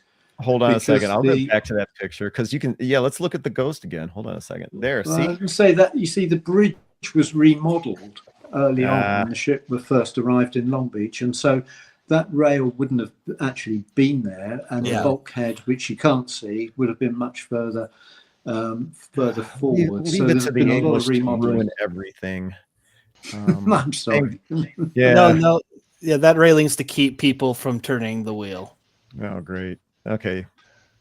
Thanks, guys. Yes, but does it actually? Yeah, this ghost thing, Jack was mentioning, every museum ship goes through this. We used to have a lot of ghost tours, so it wasn't a sanctioned thing that we would say, hey, come to the Buffalo Naval Park's ghost tour tonight. It was people would contact us for their own tours with their own people. And we used to do it, and then I was, I went to management. I went to a couple of them. We need staff overnight, and working like David is right now until 2, 3, 4 o'clock in the morning. And I just went back to management and I said, I don't really think, because people think for the USS the Sullivans, they think the Sullivan brothers are on board. And I said, well, you guys know that they weren't on board this particular vessel. And, you know, I know the number of deaths on board each of our vessels. If they're, you know, the Croaker is 0. There were 2 on Little Rock and 0 on the Sullivans during their service. So where are these spirits coming from to imprint themselves in Buffalo, New York, in the Buffalo River, right? Where are they? So hey, as long as they pay for the ticket, I don't care if it goes on board. I think yes. So we don't do it anymore, but it was, you know, ghost hunters came to Buffalo as well on the Sullivans, as Jack was mentioning, coming to the Naval Institute. And I love your AI work here, Ken. No, this is actually on the museum's website. This isn't AI. This is real. Really? Yeah. Mm-hmm. Interesting. Yeah, I don't know what part of the ship this is, but Totally. Yeah. Yeah. So, well, I appreciate you answering the question, David. You were a good sport on that one. No, just to pick up on what you were saying, I think, it's inevitably things like that are used as a vehicle to generate interest, to generate sales, and so forth. My only criticism of it in a negative form would be that if that becomes the main event and it overshadows all of the other events and all of the other aspects of the ship's history, then it's not doing the ship a good service, because they don't need to invent stuff. The ship has got such a beautiful, rich history, and that needs to be promoted, recognized, and perpetuated for generations to come. And I think that's the key to it, that there needs to be a blend, and so that doesn't become the overriding thing that the ship becomes known for. I agree with that completely. Well, you raise an interesting point, and obviously we want to honor the history of a ship like the Queen Mary, any ship, that survives to this day. You need to honor the history. However, I do have to ask the question: when you see a lot of these museum ships, these great museum ships, fall by the wayside, fall into disrepair, declare bankruptcy, and then they have to be scrapped, isn't it? Geez, I can't even figure out how to frame the question, but isn't it our responsibility to come up with different ways to attract audiences, to keep the doors open, to keep the ships floating? Every pun intended. Well, sure, but just to back up David's point, though, if all you're doing is doing ghost tours, then we're beyond the ship. And at that point, it's not about the artifact, it's not about the museum. It could be a haunted ship, or a haunted house, or a haunted corn maze. It's irrelevant. And so I think at that point you've already lost. So if it's a small facet, if it's a part of your offerings, sure, you know what I mean, that's kind of fun. But if you're getting down to the point where your ghost tour is what's keeping you literally out of the scrapyard, you're in trouble. Then we need to. There's other questions that need to be asked. Yeah, good point. I can't argue with that. You got me there. Okay. All right. Well, David, I want to thank you for your time. I didn't really know anything about the Queen Mary until we knew you were going to be joining us tonight. So I definitely appreciate you bringing the Queen Mary to us. It's been really interesting for me. Absolute pleasure from my point of view. And I'm passionate about the ship. I've done lots of work that has taken me in all sorts of areas of meeting really interesting people who were associated with the ship over the years, and it continues by meeting guys like you who are interested in the ship. So it's an ongoing project in that sense, and I've got other things that I'd like to do in the future. But I think, overwhelmingly, I'm passionate about spreading the word about the ship, in the sense that the more people that know about the ship and are interested in the ship, the more likely she is to survive for generations to come. Well, the RMS Queen Mary, the world's favorite liner, this came out in November of 23, correct? Yes. So that must mean you are halfway through your next book on the Queen Mary. So what is your next book about? That's a good question, actually, because I haven't got another book on the go at the moment. during the time of writing this one, and as I mentioned, it's a rewrite. When Seaforth Publishing, who are the publishers of the book, were in conversation with me about redoing it, to just back up and explain, the book was published many years ago, sold very well, and then the company who had actually published it originally went out of business. It was sold on to another company who, for one reason or another, didn't want to commit and invest in it. And I revisited it on a number of occasions and even considered, is it something that I could finance myself? But it's a big book, and you know, it's a big commitment to do that. So shied away from it personally. But Seaforth listened to my suggestion that it might be time to redo it, and said, yeah, if you can do that, we'd be interested. And the original idea was just simply write a new chapter or two to bring the story up to date covering the ensuing year since it was originally published. But as I read through the original book, I realized that my writing style had changed, because it was one of the first big projects I'd ever written many years ago. And you know, like a lot of us, when we look back at our early work, you kind of cringe a bit sometimes. And I thought, you know, I tweaked this, tweaked that, and ended up virtually rewriting every paragraph. So it became a much bigger exercise than I'd originally anticipated. At the same time, we took the opportunity to bring in lots more illustrations and photographs from the archives. And I also, over the years, had interviewed lots of people for the films which you kindly mentioned that I've made.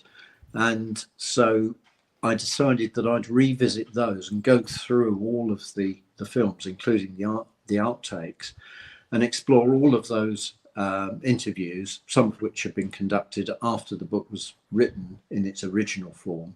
And so it was an opportunity to incorporate all of that information, all those quotes and different perspectives and different stories as well. That led to me revisiting the film, because we'd made that some years ago as well. And I had been fortunate enough to keep the copyright to it, even though we'd made it for the BBC. And how did you manage to do that? How did you manage to keep it was just by sheer good fortune that they agreed at the time that if I wanted to market the film elsewhere, that they gave me their blessing to do it. Wow. So and I had that, but had never done it. And the reason I'd never done it was because it included a large percentage of archive material, and to relicense the archive material would have been really expensive and made it disproportionate to the income that the film could generate. So from a practical point of view, it would not be feasible. But over the years, lots of people have provided me with archive film from other sources. So I thought, well, I wonder if we could re-edit this and turn it into not just the original film, but a longer film to incorporate more. And also at the same time, use archive footage, which we could use as an alternative, which was affordable. And by that time, I'd got enough material to actually do that. So last year, I sat down in the edit suite and we re-edited that film completely and changed it from what was originally a 28-minute film to I think it's now 50 plus minutes, with lots more content and lots more archive which I just, if we've got time, I'll tell you one brief story about. Oh, we got time. Don't you worry. You go right ahead. Well, I was doing a search for some material which I got, but I didn't know where I'd got it from because it had been sat on my shelf in the archive for such a long time. And I didn't, in any case, want to accidentally run roughshod over copyright rules. So I thought, well, if this is something which is in the public domain, then that's fair enough. I can approach whoever owns it and use it. Long story short, I couldn't get anywhere with that. I couldn't find it. But what I did come across was a posting of some archive film, which I'd never seen before, which, given the amount of research I've done over the years, was a bit of a surprise. And it was some film that had only just been flagged up, which was a complete account shot by a passenger travelling first class on the maiden voyage. And he was a very gifted amateur cameraman. And I approached his great-grandson, who was the gentleman who was responsible for the film and who posted it, and got his permission and his family's permission and some information about the film and how it had come about. And we were able to include that. So that's something which, until very recently, had laid in a drawer in an attic until the great-great-grandson had discovered it or rediscovered it. And it had just laid there for literally nearly 80 years. And he found it, didn't really realise just how rare it was, but did realise that it might be of interest to people, which is why he put a short clip of it up, which is what I saw. And so with his blessing and the help of his family, we were able to get that professionally transferred and utilise it within the recut of the film. So we've got this wonderful sequence which he shot aboard the ship, leaving Southampton on the 27th of May, 1936, the maiden arrival on the 1st of June in New York, and then after 2 or 3 days, he made the return trip, which was quite unusual, and shot the maiden departure from New York as she left for the very first time, heading back to Southampton. So this is a wonderful piece of film that virtually nobody had ever seen for the last 80 odd years, and we were able to incorporate it in the new version of the documentary. So all these things sort of came together just at the right time. I had some time between other projects to do those last year, and so that's now been released and is available to see as well. I think the question was asked, how can we see this film that you're talking about? Thanks, Connor, for pulling that up. Yeah, thank you for asking. Well, it's available. There's a link through the company website, which is viewpointproductions.tv. So if somebody were to go onto viewpointproductions.tv, and on the front page there's a link, and that will take you through to either buying the film on DVD or being able to do a pay-to-view on demand. Viewpointproductions.tv. Found it. That's correct. Okay, gotcha. That's an interesting story. You know, it kind of makes you think. So many boxes, trunks, whatever, sitting up in an attic, you know, containing pictures that no one has ever seen before, or even if the subject matter might already be out there, but it's a different angle, different viewpoint. That's incredible. And you said that was from the maiden voyage. That's right. Yes. Yeah.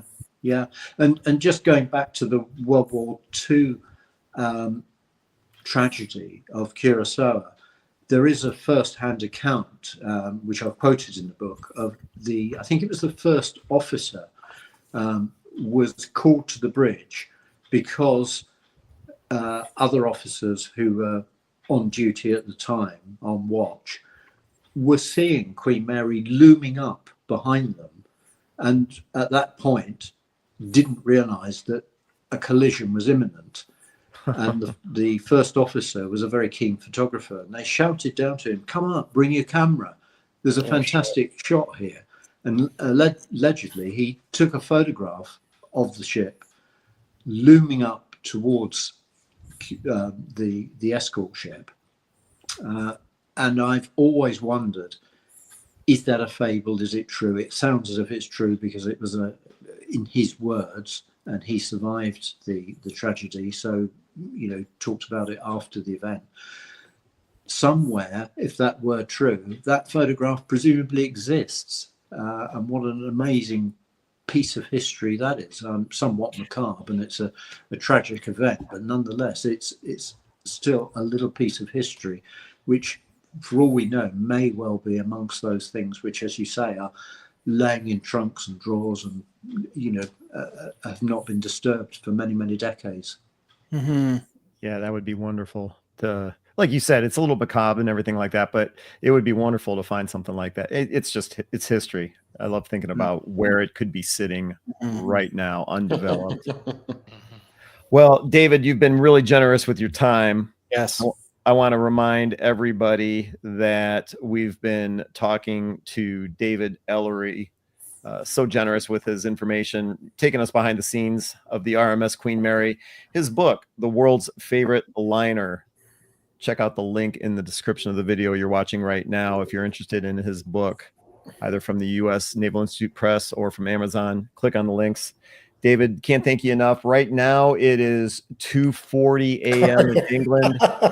Will you be going to bed, or are you just going to stay up and have breakfast? No, I'm actually going to go to bed. Good for you. Well, some days I have a really early start. Fortunately, tomorrow isn't one of them, so I'm going to go and get 6 hours. Well, Very good.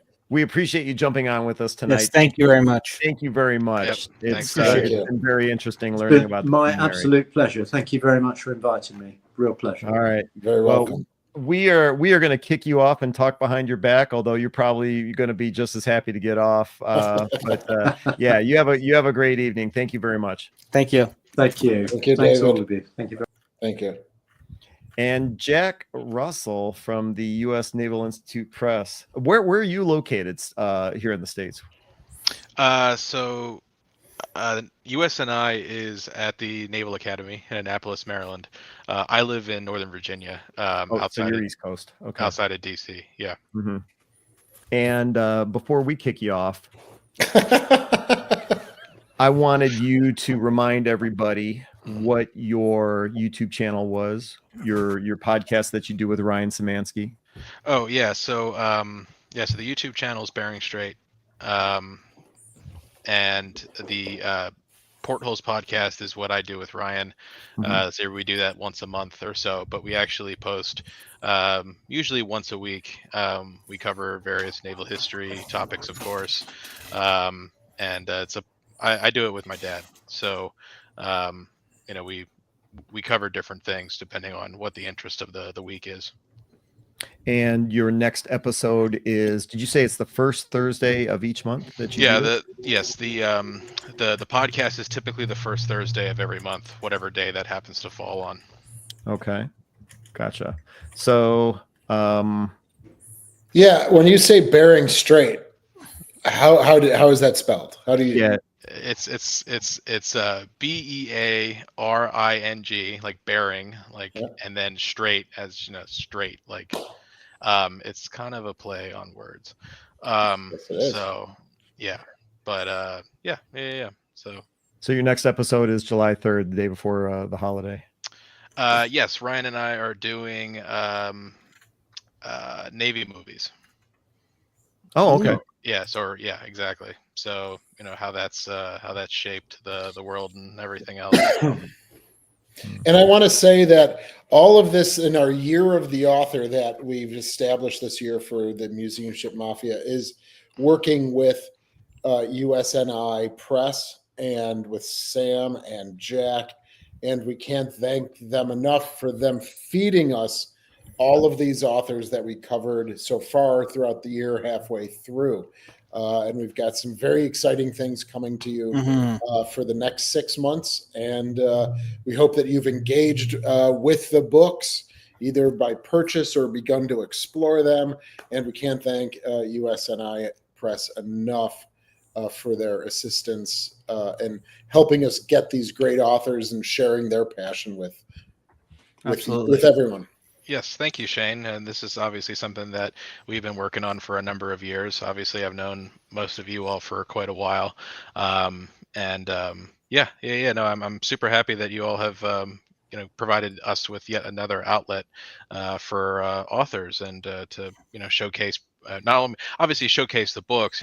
We want people to buy them, please. But at the end of the day, you are supporting the author who, then they can turn around and continue this research. It is a job at the end of the day. So, through the views and purchasing the books, you help keep this information alive. Yeah, it's taken us down, take us in a couple different directions that we wouldn't normally go. You know, here we're talking about the Queen Mary tonight, and obviously there is a World War II connection there, but it's not a war. It's not a traditional warship. I'm sure a lot of people would argue with that because the Queen Mary was armed, did carry soldiers, you know, but it's not the traditional discussion. And then thanks to the Naval Institute Press, our guest last month, and I apologize because his name escapes me, took us into the Civil War, talking about the Monitor and again, fascinating discussion, but we wouldn't have had an opportunity to even touch on the subject if it wasn't for the Naval Institute Press setting us up, connecting us with these authors. So it's been really interesting for me, and I have to say thanks. Yeah, well, great. Thanks, Ken. And just you know, I since I mentioned the podcast with Ryan, I'll the episode from last week, I posed the question. You know, obviously right now the whole ordeal with the SS United States, you know, so being towed from Philadelphia and is in Mobile and getting ready to be sunk right now. And hold on, Connor. And I just wanted to say, Queen, yeah, please. Is that Queen Mary has that wartime heritage, and it's interesting how her story keeps her kind of alive. You know, maybe versus a ship, other ships that maybe don't have that wartime sort of heritage. Yeah. And so it's interesting to compare other ships in her category, and not to make this at all about the SS United States. We're gonna park this here before Connor has a heart attack. And by the way, I said because you guys cut out for me for a second. That was me reacting to that. Oh, I thought he was telling me to shut up. No. Oh no. If they were up to me, we'd talk about it endlessly. Not the SS United States again. We just got that settled down. Well, Ken, you took some. You were down there and you took some scrap metal, right? You saw that big scrap pile there, and you took all that, right? No comment. Let's see. Yeah, no comment. But yeah, it was an interesting visit down there in Alabama, that's for sure. Let's see. That was good. Jack, I had a question for you, and then it slipped my mind. I apologize. Oh yeah. No, I remember. Bear with me a second. So, what's the deal with? Oh my word! This picture here. Oh man. Let me zoom in. Oh man. I love that. Okay. Just listen. At the last night of HINSA in 2021, which was in Mobile on board Alabama, which is what that is, the final evening, the reception was themed luau. And so they were like, and we knew this before the trip started, and they were like, you have to wear like a Hawaiian shirt of sorts. And I'm like, I don't have any of stupid Hawaiian shirts, and I haven't bought one since I was like a child. Anyway, so I have this one shirt which is so stupid. I don't even know why I own it. I don't know who bought it for me. I don't know what it is. It's been sitting in the back of my closet forever. I pull it out, take it with me. I wear it to this because that's all I got. Shane shows up wearing the same stupid shirt. Are you? This wasn't planned. Are you? No. So he has the same stupid shirt that I have never seen before in my life. You know what I mean? So there we are, twinning it on board Alabama, and I'm like, I have not worn that since either. So You're I mean, there you go. The best part about it was, absolutely. It's sitting in. I think I just had to buy it because, like, the instructions said, get a Hawaiian themed shirt or something like that. And I walk onto the bus, right? Jack's already on the bus to go to the Alabama from the hotel. And we just look at each other and we're both like, oh my God, this cannot. We even have the same colored shorts, if you can see that. Yeah. Or whatever pants we were wearing. I mean, it's just like. It's full twin. Oh my God. It was unbelievable. Yeah. That was a very fun, and we had to capture that for posterity because I know someone's going to write a book about this, and this is the archival footage, that they'll need for this, so. That was, and I had not known Jack. Jack and I have that bond now. I think of fondly. So yeah, we met for the first time on that trip, and because of this experience, we're now best friends. Totally. Nice. Well, Jack Russell from the U.S. Naval Institute Press. Thanks for joining us tonight. It was you're definitely earned your keep with all the stats that you hit us with. Thank you. I like to think that I know what I'm talking about sometimes. Yeah, it was pretty impressive, the numbers you were rattling off. Not only things like top speed, talking about the engineering spaces of the Queen Mary. Yeah, it was good stuff. Yeah, I'm thanks, I appreciate it. And I really did, just to shout it out, but I was there 2 weeks ago, and I was really surprised, and I pleasantly surprised. I really did love the experience of not only visiting the ship as a museum, but then also staying on board. And it was great. And of course, I can't Wow. recommend it enough, and people really need to do that, because that ship And is worth and it. you're here to say that you unequivocally did not see any ghosts. No, but I will say, and I think Connor, your dad, mentioned this in Yeah. the chat below. So I think people are just overly used to like modern day construction on hotels, and I I could hear neighbors chatting in their room, like through like three walls, like as if I was sitting there with them, Hmm. and I could hear everything they were doing up until 3 a.m. And I was like, you all really need to shut up. And who knows? Like, so if you're sitting there in your pitch black room and it's 3 a.m. and you're hearing someone having a conversation, like a stupid conversation through three walls, you might be thinking, oh, is that a ghost, or Mhm. is that just my dumb neighbor? You never know. Yeah. Or it sounds like the hotel room I had at Henza in 2023. Yeah, that was sketchy. That hotel was interesting. Had good food though. Yes, food good. Yes. Which, that's another thing about Queen Mary too. Like, the restaurants on board were good. There was like coffee shops, the bar, and I was surprised how many people were just there. Like how many Mhm. people throughout the day showed up, and the ship felt alive. I was worried that it was like a museum ship where there's going to be like 6 people around and it's going to be boring, But I was genuinely impressed how many just average people during the day showed up and were just hanging out, sitting around. It gave it that alive feel that Yeah. you just don't get from other museums sometimes. And I was and for being an ocean liner, I was really happy to see that. What's Mhm. the price point for that to stay on board at night? Actually, I thought it was pretty good. We specifically got a harbor side room on B deck, um, and it was like $220 a night. But by the time California adds their tourism fee, all the other fees and taxes, it was just sub $300 a night. Whew. It's it's over $400 Canadian right now. But let me say this though. Canadian.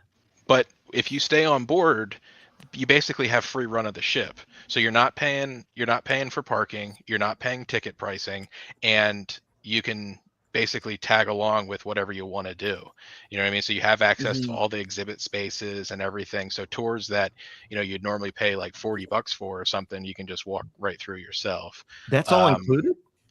Yeah. So I mean, granted, I haven't been on a museum ship tour, and probably since I was, 10 years old. I kind of do self-guided tours for obvious reasons. Mhm. I get into fights with tour guides about stats and stupid things. Oh, you're one of those people. Okay. But no, the whole ship was basically open, obviously, except for the spaces that were, closed off for employees. But so I thought actually it was pretty good value. I will say that, and they tell you this at check-in, but she's 90 years old now, and so they were like, expect normal historic hotel stuff. Like water pressure was non-existent. The shower head came up to here on me, and so it was something that I said to myself, this is fun for like 1 or 2 nights, but if you I wouldn't stay there for like an entire Southern California vacation. It's fun to do it 1 or 2 nights and then move on. Do you get any continental breakfast or anything like that included? Or there's a question there. Yeah. So there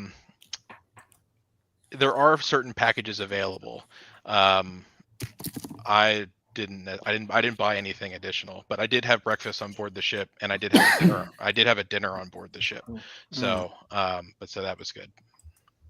There was Yeah, it's like one of those tours and a hotel that you stay in for like one evening as part of like a larger tour to Right. give you that extra something special. And then Yeah. you go stay at a Holiday Inn for the other 4 nights that you're Yeah. on vacation. Yeah, and then I moved to a hotel in Anaheim, where then we did Disneyland and such. But and then someone just mentioned Iowa, just down the street.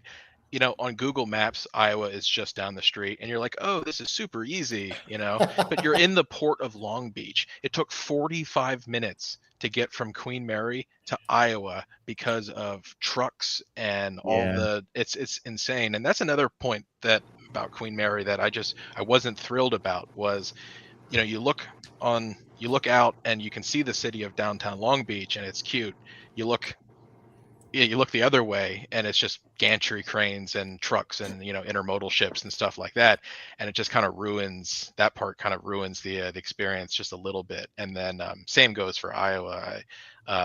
It's just being down there in that port of Long Beach. It's like, oh, you do have to take that into consideration. This was, I'm sorry. This is one of the questions that I wish I would have asked David, but we can wake him up if you want. why isn't this in Scotland? Like, Well, see, yeah, and that's one of the questions that I had posed to Ryan in our own show, and I said, I personally don't believe that the West Coast and even California has the history to really support that ship. Obviously, it's still open, and people, like I just said, are visit and everything like that. But it would make more sense if Queen Mary was in a Southampton, like in England, or in a original Cunard pier in New York. You know what I mean? The foot traffic, everything would be much better, because it's hard to actually get down to Queen Mary. So once you get into Long Beach, it's still relatively isolated. Like, you're not walking off of Queen Mary down into downtown Long Beach and everything. And yeah, so and I know, yeah, like just Yeah, I'm looking obviously- at Google Maps here, and she's kind of off the beaten trail a wee bit. Yeah. And she's like into the port itself at that point. Right. And so I just, so obviously, Long Beach bought it and wanted it out there, and thought it would do really well, and for the most part, it has. Obviously it's still around, but I can't help but think if that ship was in like a New York or a Southampton, what additional interest would that bring, and then ultimately what condition would she be in, because of those tourist dollars. I mean, you see how well Midway and Intrepid do. So it's just something to think about, that's all. Yeah. Mhm. Interesting question. I don't, it seems to be doing well in Long Beach though, right? Like every other museum ship, it could be doing better. Okay. So I Fair mean, enough. I really enjoyed myself. The ship was in, I would say, good condition for obviously having been to a number of museum ships. So something that's 90 years old, it was presented exceptionally well. But again, like I said, it's 90 years old, so there's always going to be small things here and there, and you'd like to think to yourself, if the visitation was doubled, tripled, quadrupled, what have you, could it be just that much better? And there was people there working, like the staff was wonderful. The maintenance people, like museum ships. Oh, we're always painting.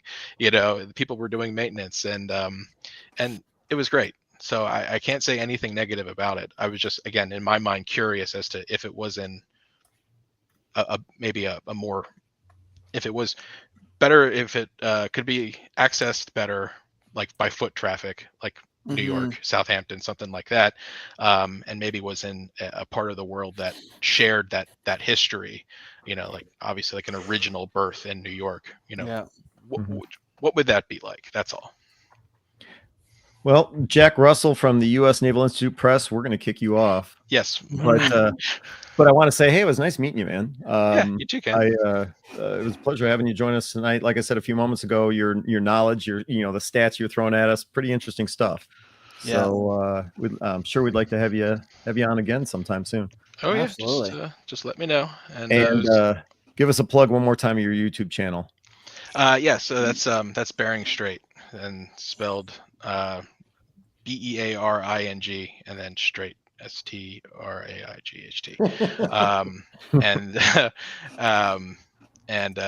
Yeah, just come check us out. And then of course I have to plug my my job, usni.org/books. Pick up anything that you'd like, and that helps keep the lights on and keeps these authors working diligently on their next projects. Yeah. www.usni.org/books. Yeah. Got it. Right. Or buy a membership and then get 40% off your books. Bingo. It works. Shane's It a totally member. works. I'm a member. Yeah. I love it. Yeah. All right, man. Well, thanks for Wonderful. everything, and thanks for joining us tonight. Thank you. And we will Thanks, see Jack. you soon. Jack Russell from the U.S. Naval Institute Press. Yep. All right, Thanks, man. guys. Have a good night. Oh, That was great. John, are you here, John? I I can hear him rocking in his chair. Is I that think what my- that is? Okay, Yes, I'm that's trying to his figure chair. that out too. Okay, gotcha. Just a quick thing. Go I ahead. will probably be having to head out shortly, but I don't have any photos yet. But I just got a report on museum ships. The former Canadian museum ship Norgoma is currently listing at her dock in Sault Ste. Marie, Ontario. What? And yep, I actually just found the photos, sharing it now. So yeah, if you go on Museum Ships, our Facebook group, unfortunately, there is a report that yet another Canadian museum ship is floundering. To be fair, though, she has not run as a museum since COVID. So Is the term floundering or foundering? I don't know. Flounder is a fish, isn't it? Found foundering, whatever. But yeah, basically, in the better part of a half a decade, there used to be 3 museum ships on Lake Superior on the Canadian side, and now there is 1. So, yeah. I'm sorry to hear that. Yeah, no, the news just broke while we were talking with Jack. Wow. Okay. Well, hopefully we won't be talking about that a month from now. I'll make a report about it for next month. Yeah, please do. Hope- Please better do. be good news.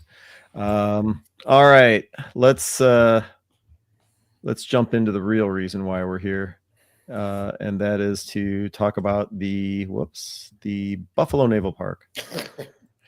Hi guys. Hi everyone. Shane Yes. Stevenson, curator at the Buffalo and Erie County Naval and Military Park. Yes. BuffaloNavalPark.org. What's going on? Yeah, thanks so much, everyone. We are we're happy to report that we, meaning Stephen and I, have filmed. We've done a video with HMCS Haida, and we're just in the post-production. That's very official. I shouldn't say it like that, but we're in the editing phase, and so we're actually doing a comparison between the Sullivans and the Haida. Going, system by system.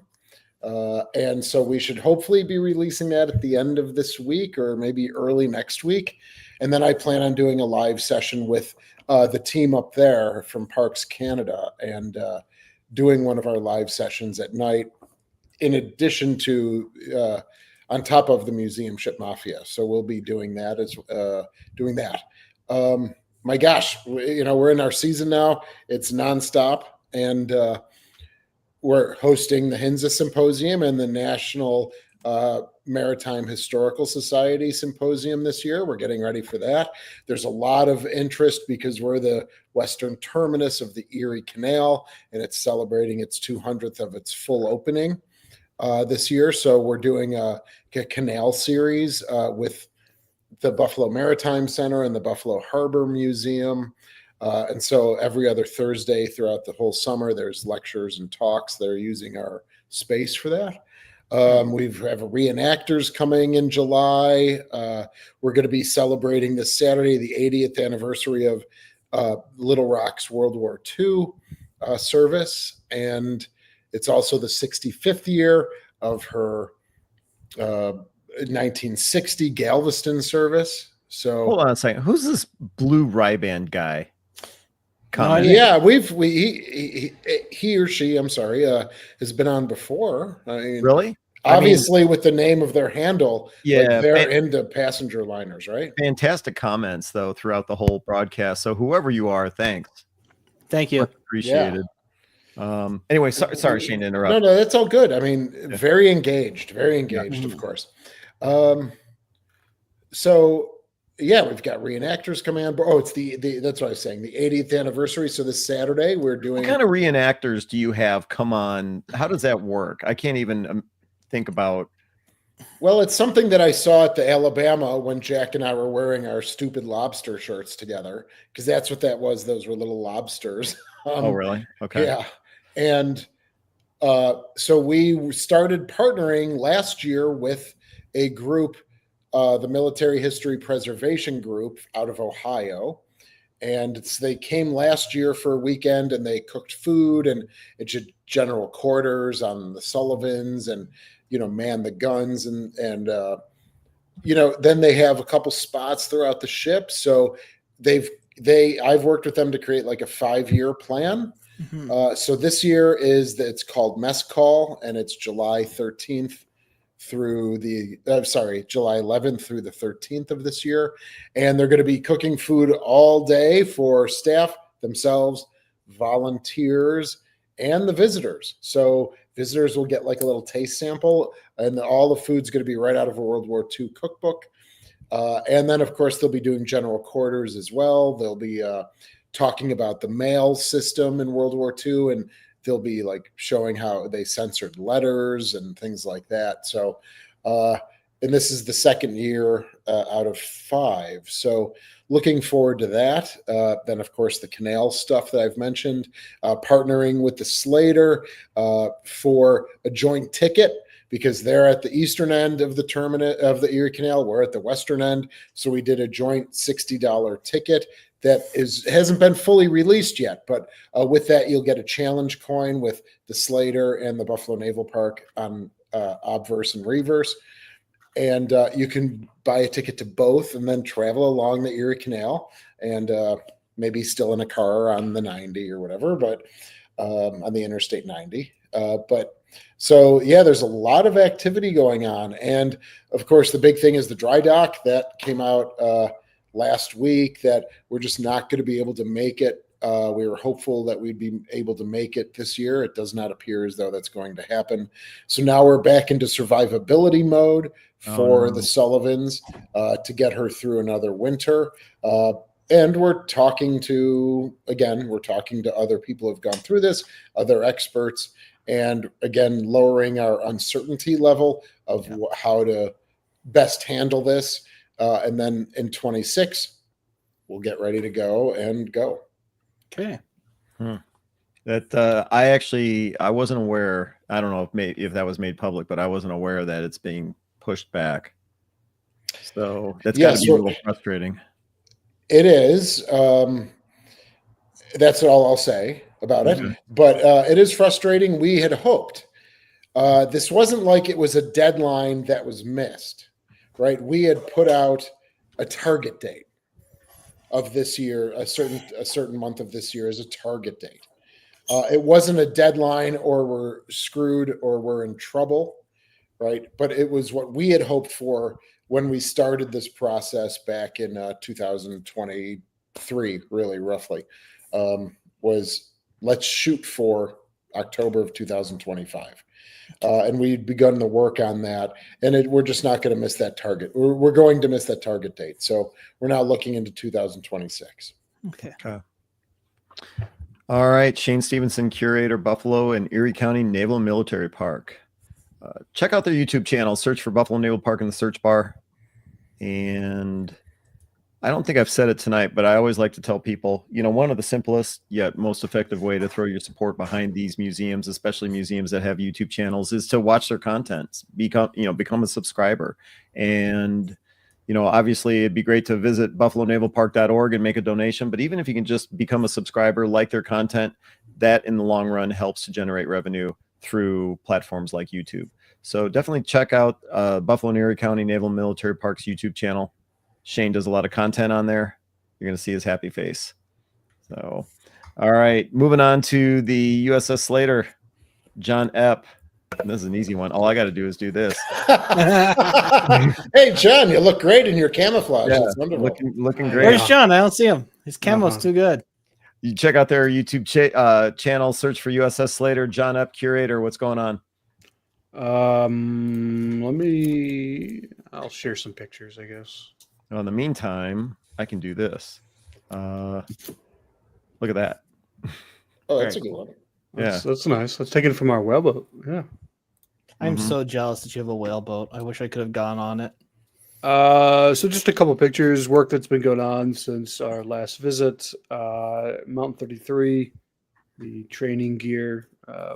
Work continues to repair that. So, Well, is that what they're working on right there? Is the training mechanism? What is that? So the gears inside the training box there are stripped. So they've had to order new gears, and then we have to shave them down and modify them to fit in. So That's almost like pulling the head off of like a motor. That's almost like looking at a cam chain. yeah, so that the 3-inch guns were modified after World War II for Greek service for electrical train from the gun director. Oh, So okay. that is so she had Mark 22 3-inch guns. She technically has Mark 26 3-inch guns right now. But yeah, Interesting. so that's all the electrical cabling you see in there. Okay. What else? Oh yeah, there's the whaleboat.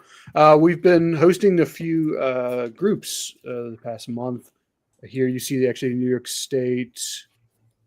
I think it's the Troopers. Their dive team. Every June they come and they dive off the Slater for training, and while they're down there, they look at the hull, get pictures and video, and bring anything up that might have accidentally fallen over the side. So do some training there. And there's the whaleboat that came back a week or two ago. It's great to have it back. Very nice. Shane was talking about cooking. We made kiwi bread this past week. Kiwi bread? I don't get it. But, Made of yeah. kiwis, obviously. Yeah. So It must there we go. be interesting though. It's a nice play on like banana bread or something. Yeah, interesting. Yeah. And there we go. Any guesses? I don't have. The Oh, slightest you idea. told me the story about the plan before. Yeah, we just posted this on our Facebook page this past week. We've gotten like 1,000 comments or something on it. Oh, nice. Yeah. Is that Mr. Roberts. What? Mr. Roberts.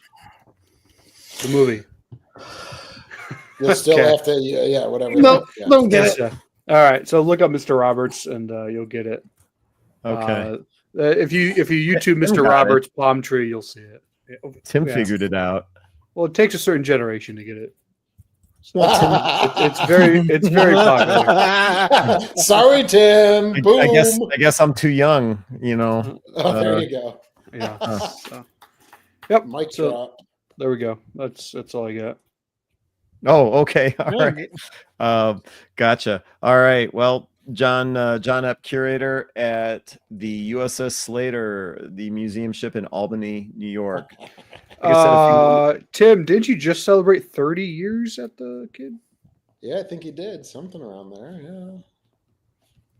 I don't know. He looks pretty old in that picture. Yeah.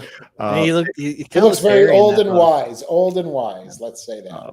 Also, check out the USSSlater.org to support Indeed. what's going on over there. But the same with Buffalo Naval Park. You know, supporting their the Slater's YouTube channel, watching their content, become a subscriber. One of the simplest yet most effective ways to throw your support behind their efforts. So by all means, check out their YouTube channel. Would you say, John, Facebook is another big one? Are you also active on Instagram? I'm not sure. We post on Instagram, but Facebook is our main one. We post every day. Gotcha. And of course, the website, USSSlater.org. Connor had that up a few moments ago. All right. Connor, did you have anything you wanted to cover tonight? No, not tonight. But I'll probably have a full summary of the Norgoma and Norisle saga probably for next month. then I will just say Connor Kilgore is one of the administrators for the Museum Ships Facebook group. If you do not follow the Museum Ships Facebook group and yet you find this type of content interesting, by all means, I strongly suggest you check out what they got going on there. Yep. And please also check museumships.us, our website, where we have a interactive map where you can actually take a look at the largest collection of listed museum ships to our knowledge on any website. And if you are planning to do a museum ship tour this year, it's a great resource to use when you're planning your adventures. Highly recommend it. Fantastic. All right. And yeah, I'll just say one more Ken, time. What's up with you? What's up with you? What's Ken? that? Well, no, I just What's up want to with say you? one more time, Connor, it's always great to have him, running the comments and questions behind the scenes.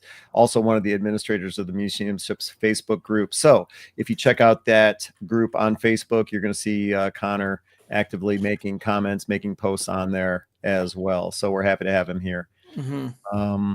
And then Shane asked what's going on with History X. The next thing you're going to see on History X, I'm actually in the middle of a project that involves the Holocaust, which is something I haven't done anything on the Holocaust before. It's a tough project for me to tackle, but yeah, it's a kind of like a collaboration I'm doing with a local playwright here in the Twin Cities. She contacted me and I interviewed her along with an artist for the Pink Triangle subject, which is something I hadn't heard of before. But once I get that completed, that'll probably be the next thing you see on here. And yeah, so that Shane, that's the project I was talking to you about behind the scenes. Yes, that's great. I'm glad to hear that it's working out. Yeah, it is, but it's a tough subject to cover, and so I'll be interested to see how the viewers react to that. But it's an interesting subject nonetheless. So, yeah, all right. Well, I want to bring this up one more time. Special thanks to David Ellery for joining us this evening. His book, RMS Queen Mary, the world's favorite liner. If you're interested in that subject, you will see the links in the description of the video below. No matter what YouTube channel you're watching on, whether it's History X, Buffalo Naval Park, USS Slater, you'll see the link to David's book in the description below. So hopefully you'll click on that link and check it out. So thanks to David Ellery and thanks to Jack Russell for joining us from the U.S. Naval Institute Press. It was interesting meeting him tonight as well. My name is Ken Stano with the YouTube channel History X. Thanks for watching us tonight. Hope everyone has a great evening. Thanks, everybody.